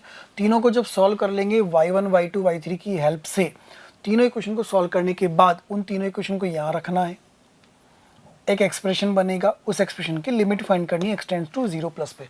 It means again multiple chapter का कंसेप्ट है, डिफरेंशियल इक्वेशन भी है और लिमिट्स भी है। 1 बाय 1 तीनों इक्वेशन को सॉल्व करते हैं। देखो पहली इक्वेशन है इसमें dy1 dx is equal to sine square x y1। एक बार चेक कर लेते हैं इसको, यही है dy1 minus sign square x, ठीक है, वो इक्वल टू जा करके होगी। आप वेरिएबल सेपरेबल से इसको सॉल्व कर सकते हो, dy1 upon y1 equal to sine square x into d x. Simple variable separable method से सॉल्व हो रही है। साइन स्क्वायर एक्स को चेंज कर सकते हैं 1 माइनस कॉस 2x अपॉन 2 से, इधर आ जाएगा log of y1 equal to integration के अंदर 1 minus cos 2x upon 2 dx। So this is log of y1 is equal to x by 2 and minus sin 2x upon 4 plus c। अच्छा c का value निकालने के लिए कुछ दिया हुआ है क्वेश्चन में, ध्यान से देखो। c का वैल्यू निकालने के लिए दिया हुआ है y ऑफ 1 की वैल्यू 5 है। इसका मतलब जब x की वैल्यू 1 होगी तो y की वैल्यू 5 होगी। उसको यूज कर लेते हैं। x equal to 1, y of 1 कितना है 5 है, तो c कैलकुलेट कर लेते हैं इससे। पुट x इक्वल टू 1, तो लॉग ऑफ 5, क्योंकि y1 की वैल्यू 5 है तो ये y ऑफ 1 है, is equal to 1 by 2 minus again 1 रखा तो साइन 2 अपॉन 4, इससे वैल्यू आ रही है c की, तो ये कितनी हो गई c equal to log 5 minus 1 by 2 plus sine 2 upon 4, ये c का वैल्यू आ गई। देयरफॉर जो y1 ऑफ x आया, अभी पहली डिफरेंशियल इक्वेशन सॉल्व हो रही है, तो y1 ऑफ x कितना आ गया आपके पास, वो आ रहा है y1 of x equal to e to the power, क्योंकि लॉग ऑफ हटाएंगे तो e की पावर में जाएगा, so e to the power x by 2 minus sine 2x upon 4 plus log of 5 minus 1 by 2 plus sine 2 upon 4। ये पहला function आया है बच्चों, ये कौन सा आया, पहला फंक्शन, ये पहला फंक्शन आया है। हमने डिफरेंशियल इक्वेशन, जो पहली डिफरेंशियल इक्वेशन थी, उस पहली डिफरेंशियल इक्वेशन को सॉल्व करा, उसमें जो कांस्टेंट मिला उस कांस्टेंट की वैल्यू निकाली, और उस कांस्टेंट की वैल्यू निकालने के बाद फिर हमने डिफरेंशियल इक्वेशन को अरेंज करा और हमारा पहला फंक्शन आया। सिमिलरली जब आप दूसरी इक्वेशन को सॉल्व करेंगे तो y ऑफ 2 ऑफ x वो आपको मिल जाएगा सेकंड इक्वेशन को सॉल्व करने से। ये रही second equation, dy2/dx equal to cos of x का होल स्क्वायर y2, ठीक है ना। तो इसको सॉल्व करेंगे तो ये इक्वेशन आपको आंसर देगी, yes this is e to the power, मैं डायरेक्टली लिख रहा हूँ क्योंकि आगे कैलकुलेशन पार्ट है, तीनों डिफरेंशियल इक्वेशन को वेरिएबल सेपरेबल से सॉल्व करना है, plus sin 2x upon 4 minus log of 3 minus 1/2 minus sine 2 upon 4 and similarly y3 of x की वैल्यू भी इसी तरीके से मिलेगी। वो वैल्यू मिल रही है e to the power -1 upon x square minus x plus log of 3 minus log of 5 plus 1, ठीक है। ये पूरा पावर में है ये, ठीक है, पूरा पावर में इसके साथ चल रहा है, प्लस यहाँ पर है, ये पूरा पावर के अंदर e की पावर में। तो ये मिला आपको y1, y2 and y3 differential equation है जिनको सॉल्व करना है, कांस्टेंट की वैल्यू फाइंड करनी है। कांस्टेंट की वैल्यू फाइंड करने के लिए सेकंड इक्वेशन में भी दे रखा है, थर्ड इक्वेशन में भी दे रखा है, इनका यूज़ करा। अब इन सब की वैल्यू यहाँ रखनी है। तो एक्सप्रेशन हम बना लेते हैं, limit x tends to 0 plus y1 of x into y2 of x into y3 of x plus 2x upon में क्या दिया है एक बार देखिए, e to the power 3x into sine x, e to the power 3x multiply में sine x. यहाँ पर उन तीनों को रखें, सॉल्व करें। जब तीनों को मल्टीप्लाई करके सॉल्व करेंगे तो क्या मिलेगा एक बार देख लेते हैं। जब हम इन तीनों से सॉल्व करेंगे तो ये बनता है limit x tends to 0 plus e to the power -1 upon x square plus 2x upon e to the power 3x और मल्टीप्लाई में साइन x। ये आपके पास बन रहा है। बोले सर ये कहाँ से बना? अरे भाई इन तीनों को मल्टीप्लाई कर दिया, y1 y2 y3, y1 y2 y3 को मल्टीप्लाई करेंगे तो देखो तो minus sign 2x/4 plus sign 2x/4, ये पूरा कट जाएगा। y1 of x into y2 of x into y3 of x को जब सॉल्व कर रहे हैं तो ये तीनों कट गए। आपके पास e की पावर x/2 e की पावर x/2 ये आ रहा है तो बन जाएगा e की पावर x, फिर e की power minus x square plus का साइन 2/4 माइनस का साइन 2/4 प्लस का log 5 माइनस का log 5 प्लस का log 3 माइनस का log 3। सारी वैल्यूज देखो कट पिट रही हैं इधर से, यहाँ पर -1/2 -1/2 -1 बना और ये +1 सब कैंसिल हो रहा है। कितना आ रहा है? सीधा सीधा e की पावर -1/x², ये आपके पास आ जाएगा। ठीक है, पूरा सॉल्व होकर ये इतना सा मिल रहा है और इसी को हम सॉल्व करके वहाँ रख रहे हैं। यहाँ रखा, अब 0 प्लस पर ये वैल्यू तो कितनी हो जाएगी बेटा? ये तो हो जाएगी कितनी? 1। आगे इसको बनाएं तो limit x tends to 0 plus ये हो जाएगा e की power -1 upon x² plus 2x। अच्छा साइन x अपॉन x ये बन जाएगा सीधा सीधा x। सॉल्व करो इसको, limit x tends to 0 plus e to the power -1 upon x² upon x plus 2। अब इसको सॉल्व कर लो, put 1/x equal to t, तो as x tends to 0 t tends to infinity. जब x की value 0 की ओर होगी तो t की वैल्यू क्या हो जाएगी? इन्फिनिटी। सो इससे आंसर मिल जाना चाहिए आपको, limit t tends to infinity, ये बन जाएगा t e की पावर -t² प्लस 2। तो limit t tends to infinity, this is t upon e to the power t² plus 2। अब आपको सीधे सीधे वैल्यू नज़र आ रही है। जब t टेंड्स टू इन्फिनिटी होगा तो ये बड़ा होगा, ये छोटा होगा, तो ऑब्वियसली इसकी वैल्यू कितनी हो रही होगी? इसकी वैल्यू हो रही होगी 0। ये क्या बन रहा होगा? 0। तो फाइनल आंसर कितना आ जाएगा? 2। तो क्वेश्चन बड़ा है, लेंदी है, लेकिन अगेन फिर कहूँगा कि टफ नहीं है। डिफरेंशियल इक्वेशन की 3 इक्वेशन आपको सॉल्व करते जाना है। इसके अंदर डिफरेंशियल इक्वेशन की 3 इक्वेशन आपको सॉल्व करते जाना है। तीनों से 3 फंक्शन मिलेंगे, इन तीनों फंक्शन को मल्टीप्लाई करेंगे। तीनों फंक्शन को मल्टीप्लाई करने के बाद जो एक्सप्रेशन मिलेगा उस एक्सप्रेशन को लिमिट में रखना है, सॉल्व करना है, लिमिट का क्वेश्चन बन जाएगा। सो the final answer is 2। Okay,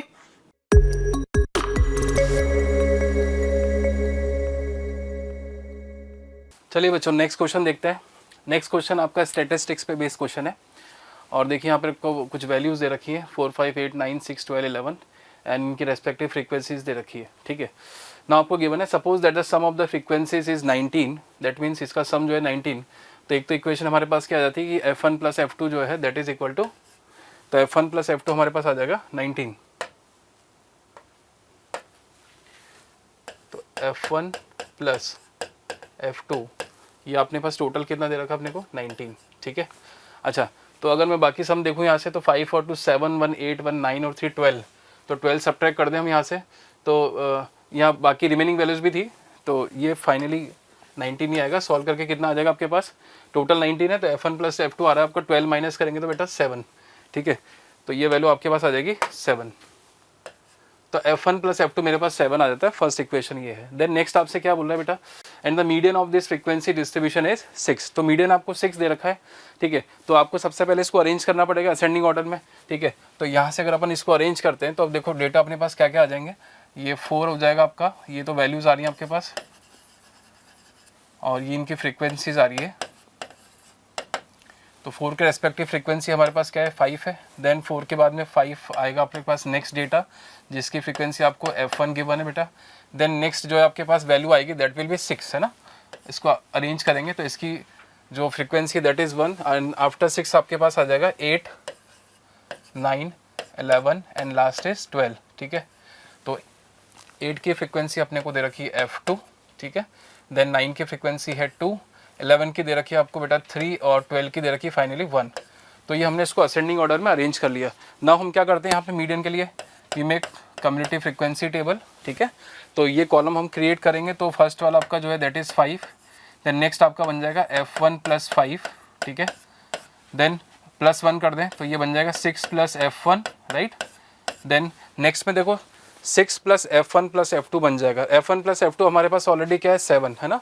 तो 7 और 6 ये कितना हो जाएगा बेटा 13, देन प्लस 2 ये हो जाएगा आपके पास 15, then plus 3 is 18 and plus 1 is 19। तो हमको 19 आपको सम दे भी रखा था, ठीक है। तो अपना लास्ट वाला वैल्यू मैच कर रहा है। अच्छा अब मीडियन के लिए अपन क्या करते हैं, n प्लस 1/2 करेंगे यहाँ पर, है ना। तो 19 प्लस 1/2 आपके पास आ जाएगा 10th ऑब्जर्वेशन, ठीक है। तो आप CF में देखें कि 10 आपका कहाँ पे बनेगा। अब देखो आपको यहाँ पे ऑलरेडी गिवन है बेटा कि आपका जो मीडियन है दैट इज़ 6, तो इसका मतलब जो है ये वाला जो वैल्यू है आपका ये, तो ये आपका मीडियन आपको 6 दे रखा है, दैट मीन्स आपका 6 प्लस f1 जो है बेटा वो आपका क्या होना चाहिए, ग्रेटर देन इक्वल टू 10, ठीक है। ग्रेटर देन इक्वल टू 10 होना चाहिए। तो यहाँ से इसको सॉल्व करेंगे तो हमारे पास f1 का जो वैल्यू आ रहा है that is greater than equal to 4, तो f1 का वैल्यू 4 या 4 से बड़ा हो सकता है। तो देखिए अगर मैं f1 का वैल्यू यहाँ पे 4 लेता हूँ तो 5 प्लस 4 9 बन जाएगा, है ना।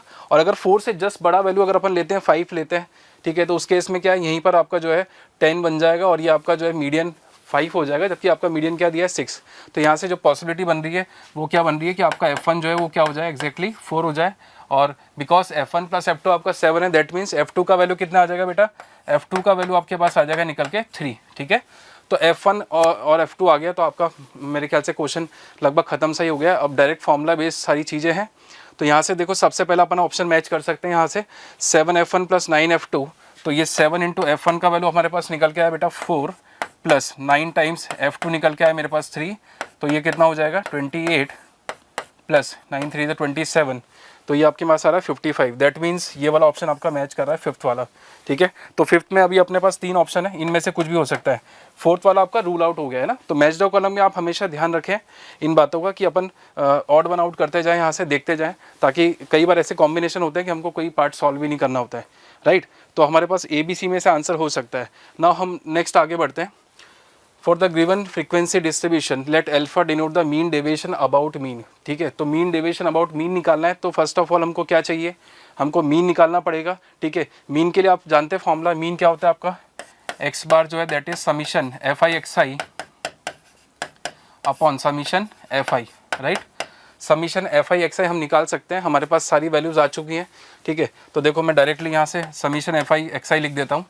तो देखिए यहाँ से ये 5 4 कितना हो गया, सबसे पहले 20, देन f1 का वैल्यू आपके पास निकल के आया बेटा 4, तो यहाँ 4 रखेंगे तो 5 4 नेक्स्ट अब सम बनेगा हमारे पास फिर से 20, देन ये 1 है तो ये हो गया आपके पास 6 प्लस का 6 हो गया, देन प्लस 8 इंटू F2 कितना आपके पास 3, तो 8 3 ज़ा बेटा ये कितना हो जाएगा अपने पास, ये हो गया 24, देन 9 2 ज़ा 18 राइट, एंड प्लस 11 3 ज़ा 33, देन प्लस फाइनली 12 1 ज़ा 12। तो ये मेरे पास summation F I X I column आ गया, अपॉन कितना कर देंगे इसको, अपॉन आ जाएगा हमारे पास टोटल जो समीशन एफ आई का वैल्यू दे रखा है दैट इज़ 19। तो इसको अपन सम कर लेते हैं, कितना बन रहा है देखो 40 और ये हो रहा है 30 और 40 70 हो गया, और ये हो गया 88, और यहाँ से मेरे पास जो है 35 बन रहा है 45 बन रहा है, तो 88 और 45 ये लगभग 133 आ रहा है आई थिंक, है ना। तो 133 बाय 19, तो मेरे ख्याल से कैंसिल आउट हो जाएगा, देखो 19 7 ज़ा मेरे ख्याल से 133 होता है क्या, बिल्कुल, तो ये 7 टाइम्स चला जाएगा इससे, ठीक है ना। तो 19 7 ज़ा 133 दैट इज़ आपका जो मीन आ गया दैट इज़ 7। तो आपका मीन निकल गया है। अब आपको क्या निकालना है, mean deviation about mean, that means अपने को डेविएशन कॉलम निकालना पड़ेगा, है ना। तो अपन नेक्स्ट स्लाइड पे देखें, तो हमारे पास जो वैल्यू है 4 5 6 8 9 11 12, तो वैल्यूज जो हमारे पास है 4 5 6 और क्या था 8 9 11 12, ठीक है 8 9 11 12। तो हमको डेविएशन कॉलम निकालना है d i which is equal to कितना एक्स आई माइनस एक्स बार, ठीक है। तो एक्स आई माइनस एक्स बार आपका कितना आया था 7 आया था, 7 माइनस 4 का मॉड ये हो जाएगा 3, ये हो जाएगा 2, ये हो जाएगा 1, देन दिस अगेन 1, ये हो गया आपका 2, ये हो गया 4 और ये हो गया आपका फाइनली 5, ठीक है। नाउ फ्रीक्वेंसी हमारे पास जो थी हम फिर से लिख लेते हैं, जो भी फ्रीक्वेंसी थी, थोड़ा कैलकुलेशन वाले काम में अब जो भी है, तो फ्रीक्वेंसी हमारे पास आई थी 5 4 1 3 2 3 1, 5 4 1 3 2 3 1,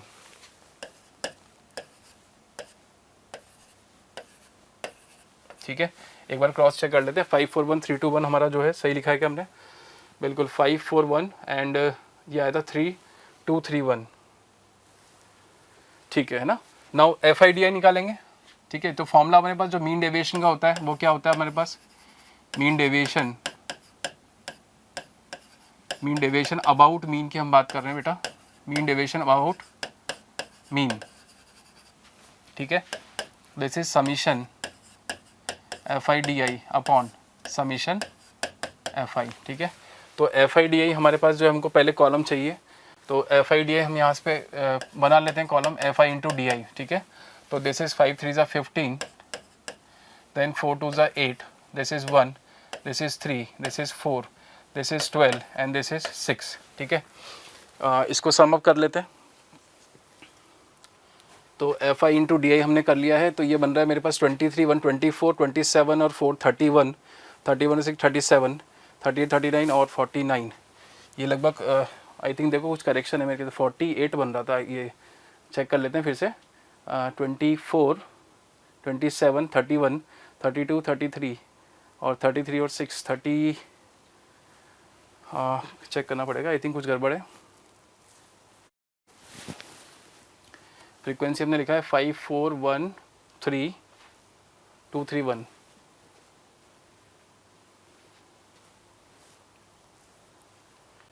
फाइव 4 1 3 2 3 1, ये तो सही लिखा है। डेविएशन कॉलम चेक कर लेते हैं, देखो हमारा जो मीन आया था 7 आया था, 7 माइनस 4 ये 3 हो गया, देन ये 2 हो गया, ये 1 हो गया, ये 1 हो गया, 2 हो गया, 4 हो गया और 7 5 12, हाँ यहाँ गड़बड़ है ना, ये देखो ये गड़बड़ कर दिया अपन ने, ठीक है। तो फटाफट से इसको सही कर लेते हैं, 5 आ गया, तो हमारा टोटल आ रहा है बेटा 48, है ना। तो ये कितना हो जाएगा 48 बाय समीशन है आपके पास कितना दिया हुआ 19, और इसका वैल्यू आपको क्वेश्चन में गिवन है किसके इक्वल, अल्फा के इक्वल, और आपसे पूछा 19 अल्फा है ना, तो इसको क्रॉस मल्टीप्लाई करोगे 19 अल्फा कितना आ जाएगा हमारे पास 48 आ जाएगा, क्लियर है क्या। तो देखिए अपने पास इसको भी चेक कर लेते हैं, तो 19 अल्फा का वैल्यू आ रहा है वो आ रहा है 48, दैट मीन्स ये थर्ड वाला मैच हो रहा है। तो यहाँ से अगर अपन देखें तो कौन सा, तो ये वाला भी आपका ऑप्शन चला गया, तो आपका आंसर जो है पी और इसमें से आ रहा है ना, ये एक्चुअली गलत ये सॉरी ए और सी में से आ जाएगा ना, ए और सी में से कोई ना कोई का आंसर होगा, क्यों का, क्योंकि आपको दे रखा है second option which is not matching. Then 19 B की बात करते हैं, देखो बीटा क्या दिया है 19 बीटा, इनफैक्ट देन आपसे बोला है beta denote the mean deviation about the median, तो अब मीडियन के अबाउट निकालना है ना, तो वही सारा कैलकुलेशन फिर से करना है, बट अब की बार जो डेविएशन कॉलम बनेगा that is according to median है ना। तो ये वाला जो कॉलम बनेगा इसको अपन जो है थोड़ा सा चेंज कर लेते हैं, तो मैं इसे कॉलम को यहीं बना देता हूँ ताकि अपन, तो ये डी आई कॉलम जो आपका बनेगा नेक्स्ट है ना, that is basically X I minus M, where M is median, ठीक है। तो मीडियन का वैल्यू आपको क्वेश्चन में गिवन है, मीडियन कितना है 6, तो अपन ये वाला कॉलम बनाते हैं 6 - 4 = 2, देन ये हो गया 1, देन ये हो गया 0, then this is 2, this is 3 और ये 5 और दिस इज 6 है ना। तो ये अपन ने X I minus M, M is median. Now again F I D A column चाहिए अपने को फिर से ना, तो मीन डेविएशन अबाउट मीडियन के लिए भी अपने को वही करना है, तो mean deviation about median, mean deviation about median की बात कर लेते हैं। तो F I D I column हमने को फिर से मल्टीप्लाई करना है इन दोनों कॉलम्स को, F I into D I, तो देखो ये क्या बन जाएगा मेरे पास 10, पहला डेटा 10 बन जाएगा, ठीक है। Then this is 4, then next is 0, ठीक है, देन दिस इज 6, ठीक है, देन ये 3 2 ज़ा फिर से 6 बन गया, देन 5 3 ज़ा 15 और लास्ट हमारे पास जो है 1 × 6 that is 6 again, upon again total frequency का सम तो 19 ही दे रखा है, ठीक है, और इसका वैल्यू अपने को बीटा के इक्वल दिया है, तो टोटल देख लेते हैं कितना बन रहा है, ये 26 और 6 32 और 47 बन रहा है ना, तो this is 47 upon 19, again this is equal to कितना बीटा, तो 19 बीटा का वैल्यू कितना आ रहा है बेटा हमारे पास, दैट इज इक्वल टू 47 है ना, 19 बीटा का वैल्यू आ रहा है 47 है ना, चेक कर लेते हैं भाई, तो 19 बीटा आ रहा है मेरे पास 47, दैट इज ऑप्शन 2, तो मतलब आर का जो है ऑप्शन 2 दे रखा है, तो अगेन अभी भी हमारे दोनों में इसमें फाइट है ना, आर देखिए आपका जो ए और सी के अंदर 2 ही दे रखा है, तो अपने को लास्ट वाला भी आपको सॉल्व करना पड़ेगा। लास्ट वाले में थोड़ा सा कैलकुलेशन है, 19 आपसे पूछा है सिग्मा स्क्वायर ना, जहाँ पे सिग्मा स्क्वायर डिनोट करता है किसको, वेरिएंस को, ठीक है, तो सिग्मा स्क्वायर वेरिएंस को डिनोट करता है, तो देख लेते हैं भाई। तो वेरिएंस का अपने को फॉर्मूला पता है ना, वेरिएंस का फॉर्मूला क्या होता है, तो एस वाले पार्ट की अगर हम बात करें तो वेरिएंस का जो हमारे पास फॉर्मूला होता है, ठीक है, this is summation F I X I square है ना, upon summation F I minus x bar का स्क्वायर है ना, तो स्क्वायर के मीन में से मीन का स्क्वायर सब्ट्रैक्ट करना अपने को, ठीक है, तो इसको बेसिकली कैलकुलेशन वाला पार्ट है, तो मैं जस्ट फॉर्मूला भेज दिया, तो अब इसमें लगा सकते हैं एक्स आई स्क्वायर अपने को कॉलम क्रिएट करना है, मतलब इसका स्क्वायर करना है इन वैल्यूज़ का, तो एक्स आई स्क्वायर अगर आप बनाएंगे यहाँ से तो ये बन जाएगा 16 25 36 64 81 121 एंड 144, ठीक है। Now F I X I square, इसको अपने को एफ आई से मल्टीप्लाई करना है इस कॉलम को है ना, और ये डेटा अपना सारा आ जाएगा, डिवाइड बाई 19 करेंगे, सॉल्व कर लेंगे, तो फाइनली देखिए यहाँ से ये सॉल्व करके मेरे पास क्या आता है, और डेटा मेरे पास लिखा हुआ है, कैलकुलेशन वाला पार्ट है, तो इसलिए मैं आपको डायरेक्टली बता दे रहा हूँ ये, ठीक है। तो सॉल्व करके हमारे पास 146 आ रहा है बेटा ये ना, तो इसको after solving we are getting the answer 146, ठीक है। तो अपने को कुछ नहीं करना है, ये एक्स आई स्क्वायर वाला कॉलम है, इसको एफ आई से आपकी बार मल्टीप्लाई करना है, डिवाइड बाई 19, देन मीन आपके पास ऑलरेडी है 7 जो हम निकाल चुके हैं, तो 49 माइनस कर देंगे, विल गेट द आंसर 146 है ना।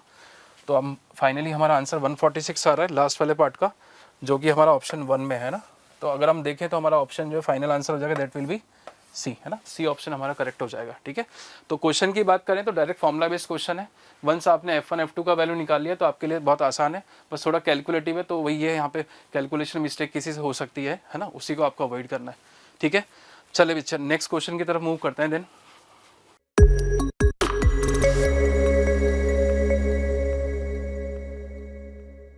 नेक्स्ट क्वेश्चन देखें, let R denote the set of all real numbers for a real number x, let ये बॉक्स आपको दे रखा है, GF को डिनोट कर रहा है, ठीक है, and n is a natural number. Then आपसे कुछ क्वेश्चंस पूछे हैं, फर्स्ट जो है p वाला उसको देख लेते हैं। आपसे पूछा है the minimum value of n for which the function this fx is continuous on the interval 1 to 2 close interval 1 to 2 में आपसे बेटा कंटिन्यूटी की बात कर रहा है, और आप देख रहे हैं कि आपका GF को रिप्रेजेंट कर रहा है, दैट मीन्स आपका जो बाउंड्री पॉइंट पे वैल्यू है दैट इज 1 और 2 पे, वो वैल्यू क्या होना चाहिए, सेम होना चाहिए, that means f of 1 should be equal to f of 2 है ना। तो p पार्ट की अगर हम बात करें तो यहाँ से f(1) का जो वैल्यू है वो f(2) के इक्वल होना नेसेसरी है, अदरवाइज ये फंक्शन कंटिन्यूस नहीं होगा। तो f(1) यहाँ पे अगर अपन सॉल्व करते हैं तो देखो कितना आ रहा है, यहाँ से 1 पुट किया तो ये बन जाएगा 10 माइनस 45 एंड प्लस 60 और प्लस 35 बाय n, और इस पूरे का क्या है बेटा GIF। सिमिलरली यहाँ पर 2 पे अगर अपन देखें यहाँ वैल्यू तो क्या बन रहा है, ये बन जाएगा आपके पास 8 इंटू 10 दिस इज 80, देन ये हो जाएगा माइनस का 180, देन 120 प्लस 35, 120 प्लस 35 और अगेन डिवाइड बाय n, इसका ही भी आपका GIF दे रखा है ना।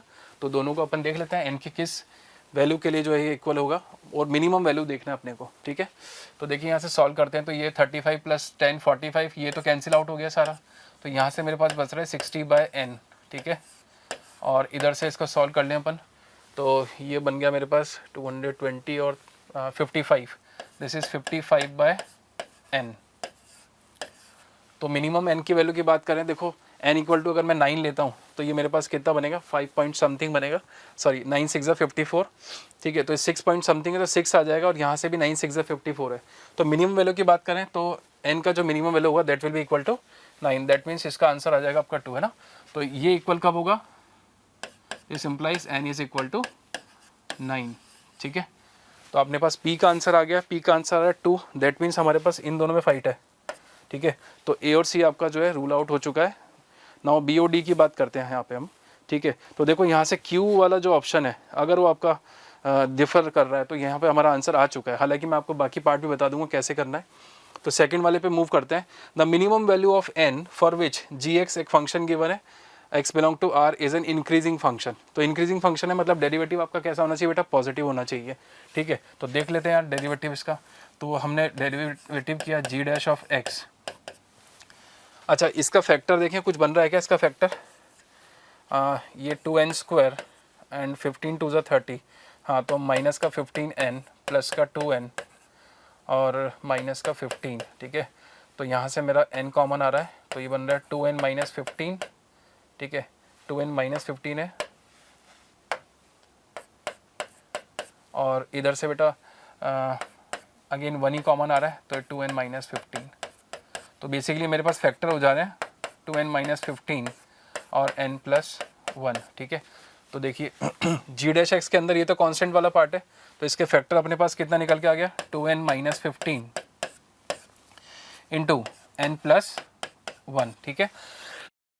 देन इसका डिफ्रेंसिएशन बन जाएगा 3x स्क्वायर प्लस 3, तो यहाँ से 3 कॉमन लेंगे तो ये बन जाएगा x स्क्वायर प्लस 1। मुझे ये चाहिए पॉजिटिव, ठीक है। फंक्शन आपका क्या है इंक्रीजिंग है, पॉजिटिव चाहिए। तो यार ये तो दिख ही रहा है कि ये तो ऑलवेज पॉजिटिव है, और बिकॉज क्योंकि n आपका जो है वो क्या है, n आपको बोला हुआ है n क्या है नेचुरल नंबर है, दैट मीन्स ये वाला पार्ट भी पॉजिटिव है, ये भी पॉजिटिव है। तो इस वाले पार्ट को देखना है, तो आप सोचो यहाँ से क्या मिनिमम वैल्यू लें कि ये पॉजिटिव बन जाए। तो मेरे ख्याल से आपको दिख रहा है n का वैल्यू 8 लेने पे 16 माइनस 1 15 बन जाएगा, दैट मीन्स n का वैल्यू आपको 8 लेना है, therefore n is equal to 8। n equal to 8 पे क्या बन जाएगा, ये पॉजिटिव बन जाएगा, है ना। तो मिनिमम वैल्यू आपका आ जाएगा। तो यहाँ से मेरा ऑप्शन मैच करा क्यू का फर्स्ट वाला, है ना। तो देखो क्यू का फर्स्ट वाला आपको दिया है किसके अंदर, यहाँ पर, तो इसका मतलब इसका आंसर आपका बी आ चुका है ऑलरेडी, है ना। बाकी पार्ट हम देख लेते हैं, बाकी अगर आप थोड़े स्मार्टली खेलेंगे तो बी आपका ऑप्शन ऑलरेडी आ चुका है। क्लियर है क्या। चलिए नेक्स्ट वाले पार्ट को देखते हैं। The smallest natural number n which is greater than 5 such that x equal to 3 is point of local minimum of this function. तो अगेन डिफ्रेंशिएट करके देखना पड़ेगा आपको, तो अपन यहीं पर इसको डिफ्रेंशिएट करते हैं। देखो तो h डैश x की अगर मैं बात करूँ तो यहाँ पर अपना प्रोडक्ट रूल लगेगा, ये बन जाएगा आपके पास x की पावर n वाला फॉर्मूला, तो x और ये बन गया x स्क्वायर माइनस 9 की पावर n माइनस 1, ठीक है। और x स्क्वायर का करेंगे तो कितना हो जाएगा बेटा 2x, तो ये बन जाएगा इंटू 2x, और ये function as it is x square plus 2x plus 3, ठीक है, राइट। देन इसको छोड़ दिया, x square minus 3 x square minus 9 power n, और इसका डिफ्रेंसिएशन हो जाएगा 2x प्लस 2, ठीक है क्या। अच्छा देखो यहाँ से x स्क्वायर माइनस 9 की पावर n माइनस 1 आपका कॉमन आ जाएगा, है ना। तो यहाँ से मैंने क्या किया, x स्क्वायर माइनस 9 की पावर n माइनस वन आपका कॉमन आ गया, अंदर क्या बच रहा है बेटा, अंदर बच रहा है मेरे पास n into this is 2x into x square plus 2x plus 3 है ना, ये बच रहा है, ठीक है। और बाकी जो आपका पार्ट बच रहा है वो बच रहा है वहाँ से एक तो बचेगा आपके पास एक्स स्क्वायर माइनस 9 है ना, और बचेगा 2x प्लस 2, तो ये सारा पार्ट बच रहा है आपका, है ना। तो देखो यहाँ से अगर आप देखेंगे तो ये वाला जो अंदर वाला पार्ट है आपका जो ब्रैकेट में है ना, x इक्वल टू 3 पे इसका कोई रूट आने वाला नहीं है ना, मतलब x इक्वल टू 3 इसका फैक्टर नहीं है, तो यहाँ से अपने को x इक्वल टू 3 का कोई फैक्टर नहीं मिलेगा, लेकिन यहाँ से मेरे पास x इक्वल टू 3 मिलेगा मुझे, ठीक है। तो मैं चाहता हूँ कि ये मेरा क्या हो, पॉइंट ऑफ मिनिमा, है ना, साइन चेंज मैं चाहता हूँ यहाँ पर, दैट मीन्स मैं चाहूँगा कि ये वाला जो वैल्यू है ये कैसा होना चाहिए, ऑड, है ना। देयरफॉर हमको क्या चाहिए, हम चाहते हैं कि एक्स स्क्वायर माइनस 9 जो है यहाँ से मेरा फैक्टर निकलेगा x minus 3 into X plus 3, तो x equal to 3 point of minima है, दैट मीन्स ये जो पावर है दिस शुड बी ऑड, है ना। देयरफॉर n माइनस 1 जो है वो क्या होना चाहिए आपका, ऑड होना चाहिए बेटा। अगर n माइनस 1 ऑड है तो n आपका क्या हो जाएगा, n आपका हो जाएगा even, क्लियर है क्या, n का वैल्यू even हो जाएगा, ठीक है। n का वैल्यू even है, आपसे बोला है ग्रेटर देन 5 से जस्ट बड़ा इवन नंबर कौन सा है, तो n इक्वल टू कितना आ जाएगा बेटा आपके पास 6, है ना। 5 से जस्ट बड़ा इवन नंबर आपके पास क्या है 6, है ना, तो n इक्वल टू 6 आ गया आपके पास।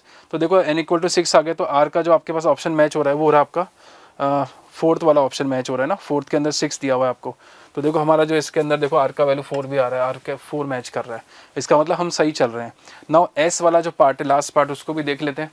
तो s वाले में क्या बोल रहे हैं आपको, number of x not belong to r such that एक फंक्शन दिया है l ऑफ x summation k equal to 0 to 4 और साइन के अंदर कुछ मॉड दिया हुआ है और कॉस में भी मॉड दिया हुआ है, is not differentiable eight x equal x not is, है ना।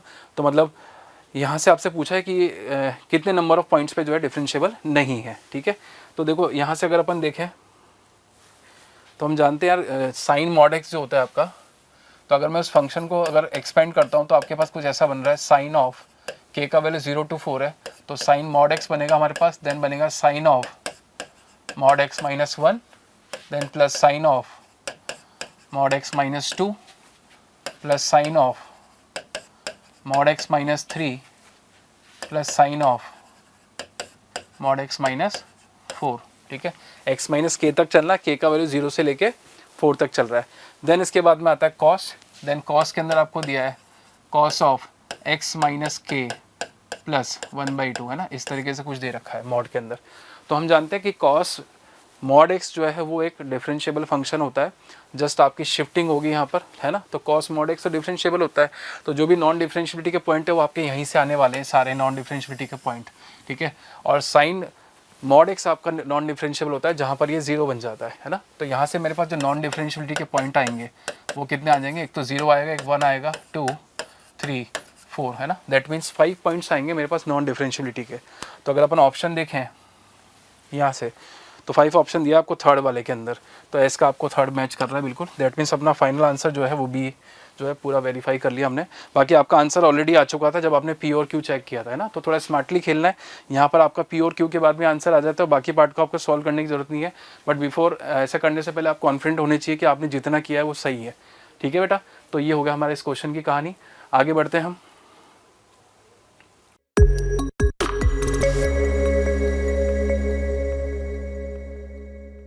नेक्स्ट क्वेश्चन की तरफ मूव करते हैं। क्वेश्चन नंबर 16, एक वेक्टर दिया है आपको w i plus j minus 2 k cap and u and v be 2 vector such that, आपको ये रिजल्ट दे रखा है एक तो, और एक ये वाला रिजल्ट कुछ दे रखा है, ठीक है। एंड अब it is given that alpha beta gamma and t be real numbers, t आपका कहाँ है, ये t यहाँ पर मौजूद है, कुछ इक्वेशन ऑलरेडी गिवन है अपने को, ठीक है, तो t भी आपको रियल नंबर दे रखा है, ठीक है। Now u is given alpha i plus beta j plus gamma k cap and these equations are also given. You have to match the entries, that is alpha beta gamma का जो t का value हमको चाहिए। All right, तो यहाँ से अपन start करते हैं। देखिए सबसे पहले देखें इस इक्वेशन की बात करें और इसकी, तो सेकंड इक्वेशन को अगर अपन देखें बेटा, तो सेकंड इक्वेशन को मैं v क्रॉस w जो है, जो मुझे डेटा दिया हुआ है इसके अकॉर्डिंग अगर मैं देखूँ तो मैं इसको क्रॉस कर देता हूँ v से, ठीक है, क्योंकि मैं इसको यूज़ करना चाहता हूँ, है ना। तो लेफ्ट हैंड साइड में आपका, राइट हैंड साइड में बनेगा आपका u क्रॉस v, ठीक है। देखो यार u क्रॉस v आपको दे रखा है w, है ना, तो इसको मैं w लिख सकता हूँ और इसका अपन फॉर्मूला वेक्टर ट्रिपल प्रोडक्ट का फॉर्मूला लगाते हैं। तो ये क्या बन जाएगा आपके पास, ये बन जाएगा v वेक्टर का square into w vector minus w dot V vector into V vector, ठीक है ना, w dot V vector into w dot V vector into V vector, ठीक है, ये आपका वी वेक्टर है और ये आपका जो है कितना बन जाएगा w वेक्टर है। Using this u cross v is already w दे रखा है अपने को, तो अपने इसको w लिख दिया, ठीक है। नाउ मैं क्या कर रहा हूँ यहाँ से एक बार और इसको v के साथ डॉट कर रहा हूँ, now I am taking dot with v, dot with v vector है ना, ठीक है। तो देखो ये क्या बन जाएगा, v वेक्टर का स्क्वायर और w vector dot v vector minus w dot v, और v वेक्टर का v से डॉट करेंगे तो ये v वेक्टर के मैग्नीट्यूड का स्क्वायर बन जाएगा and this is equals to w vector into v vector, right, ठीक है। नाउ देखो यार ये दोनों तो कैंसिल ही हो गए, देखो दोनों सेम है, सेम चीज़ें हैं, दैट मीन्स यहाँ से मैं बोल सकता हूँ कि w डॉट v जो है वो आपका क्या आ गया बेटा, वो ज़ीरो आ जाता है ना, w डॉट v आपका ज़ीरो आ जाता है, ठीक है। तो w डॉट v जो ज़ीरो आया आपका उसको कर मैं यहीं पे अगर पुट कर देता हूँ तो देखो ये इक्वेशन क्या बनेगी, v वेक्टर के मैग्नीट्यूड का स्क्वायर इंटू w, ठीक है, और ये आपका ज़ीरो बन गया तो this is equal to w vector only, और अगर मैं दोनों तरफ मैग्नीट्यूड लेता हूँ तो w कैंसिल हो जाएगा, तो इसका मतलब v वेक्टर जो आ रहा है आपके पास उसका मैग्नीट्यूड आ रहा है मेरे पास 1, ठीक है। तो v का स्क्वायर पूछा है, हाँ मतलब v का स्क्वायर का मैग्नीट्यूड की बात कर रहे हैं, तो वो आपके पास जो है 1 आ गया, तो पहला ऑप्शन आपका मैच कर रहा है p आपका 2, तो देखो p2 आपको दे रखा है 3 ऑप्शंस के अंदर, तो ये वाला ऑप्शन आपका रूल आउट हो चुका है, लेकिन अभी 3 ऑप्शंस पे फाइट है, ठीक है। ना हम बढ़ते हैं अब अल्फा इक्वल टू √3, इसके लिए हम क्या कर सकते हैं, ठीक है। तो देखो आपकी जो फर्स्ट इक्वेशन है मैं इसको ले रहा हूँ, फर्स्ट इक्वेशन आपको दे रखी है, तो यहाँ पर मैं w के साथ में क्रॉस कर रहा हूँ, तो u cross v vector cross w, ठीक है, and this is equal to w cross w, right, तो राइट हैंड साइड में आपका 0 बन जाएगा, ठीक है ना, ठीक है। यहाँ से अपने यूज़ किया इसको, तो u dot w vector into V vector minus V vector dot w vector into u vector is equal to 0, ठीक है। अच्छा v डॉट u तो अपन निकाल चुके हैं यार, वो तो 0 है, तो ये तो 0 हो गया, तो बेसिकली हमारे पास यहाँ से ये आ जाता है कि ना u डॉट w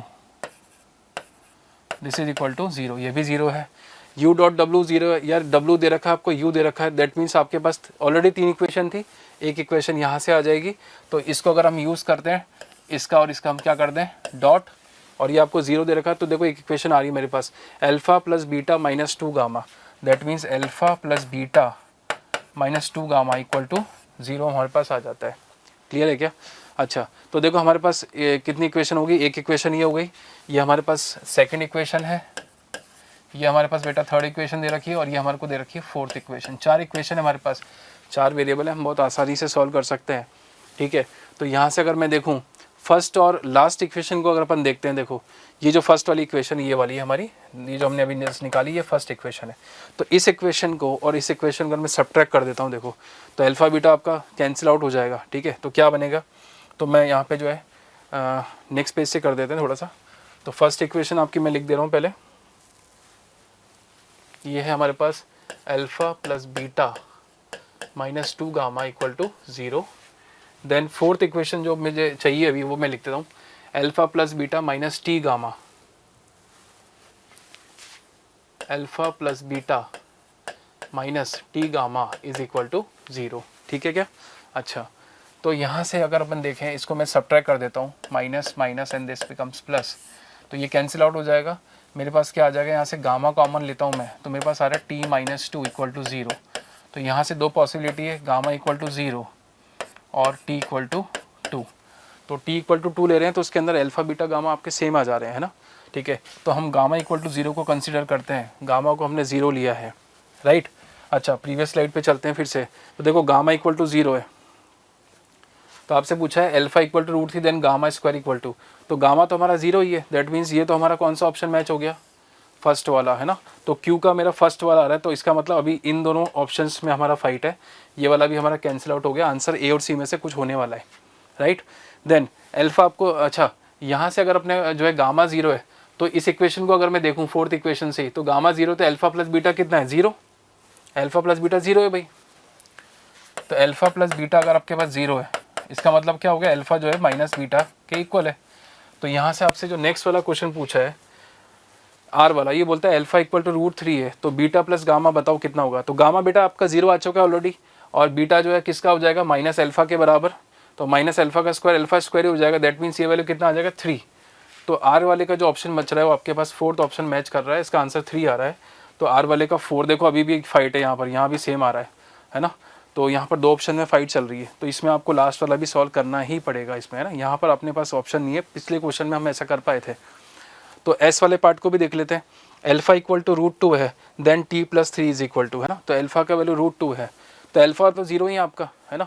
तो अगर अल्फा इक्वल टू √2 है, तो देखो यहाँ से अगर मैं इस इक्वेशन को देखूँ, अल्फा इक्वल टू जो √2 है और गामा तो आपका 0 ही है ना, ठीक है। और बीटा का वैल्यू देखें तो गामा 0 है। तो इस इक्वेशन को अगर मैं देखता हूँ थर्ड इक्वेशन से, देखें आप थोड़ा सा, थर्ड इक्वेशन से मैं क्या कर रहा हूँ, इक्वेशन थर्ड के अंदर अपने पास पता है कि यार गामा 0 है, तो अल्फा इक्वल टू कितना हो गया आपके पास, t टाइम्स बीटा, ठीक है।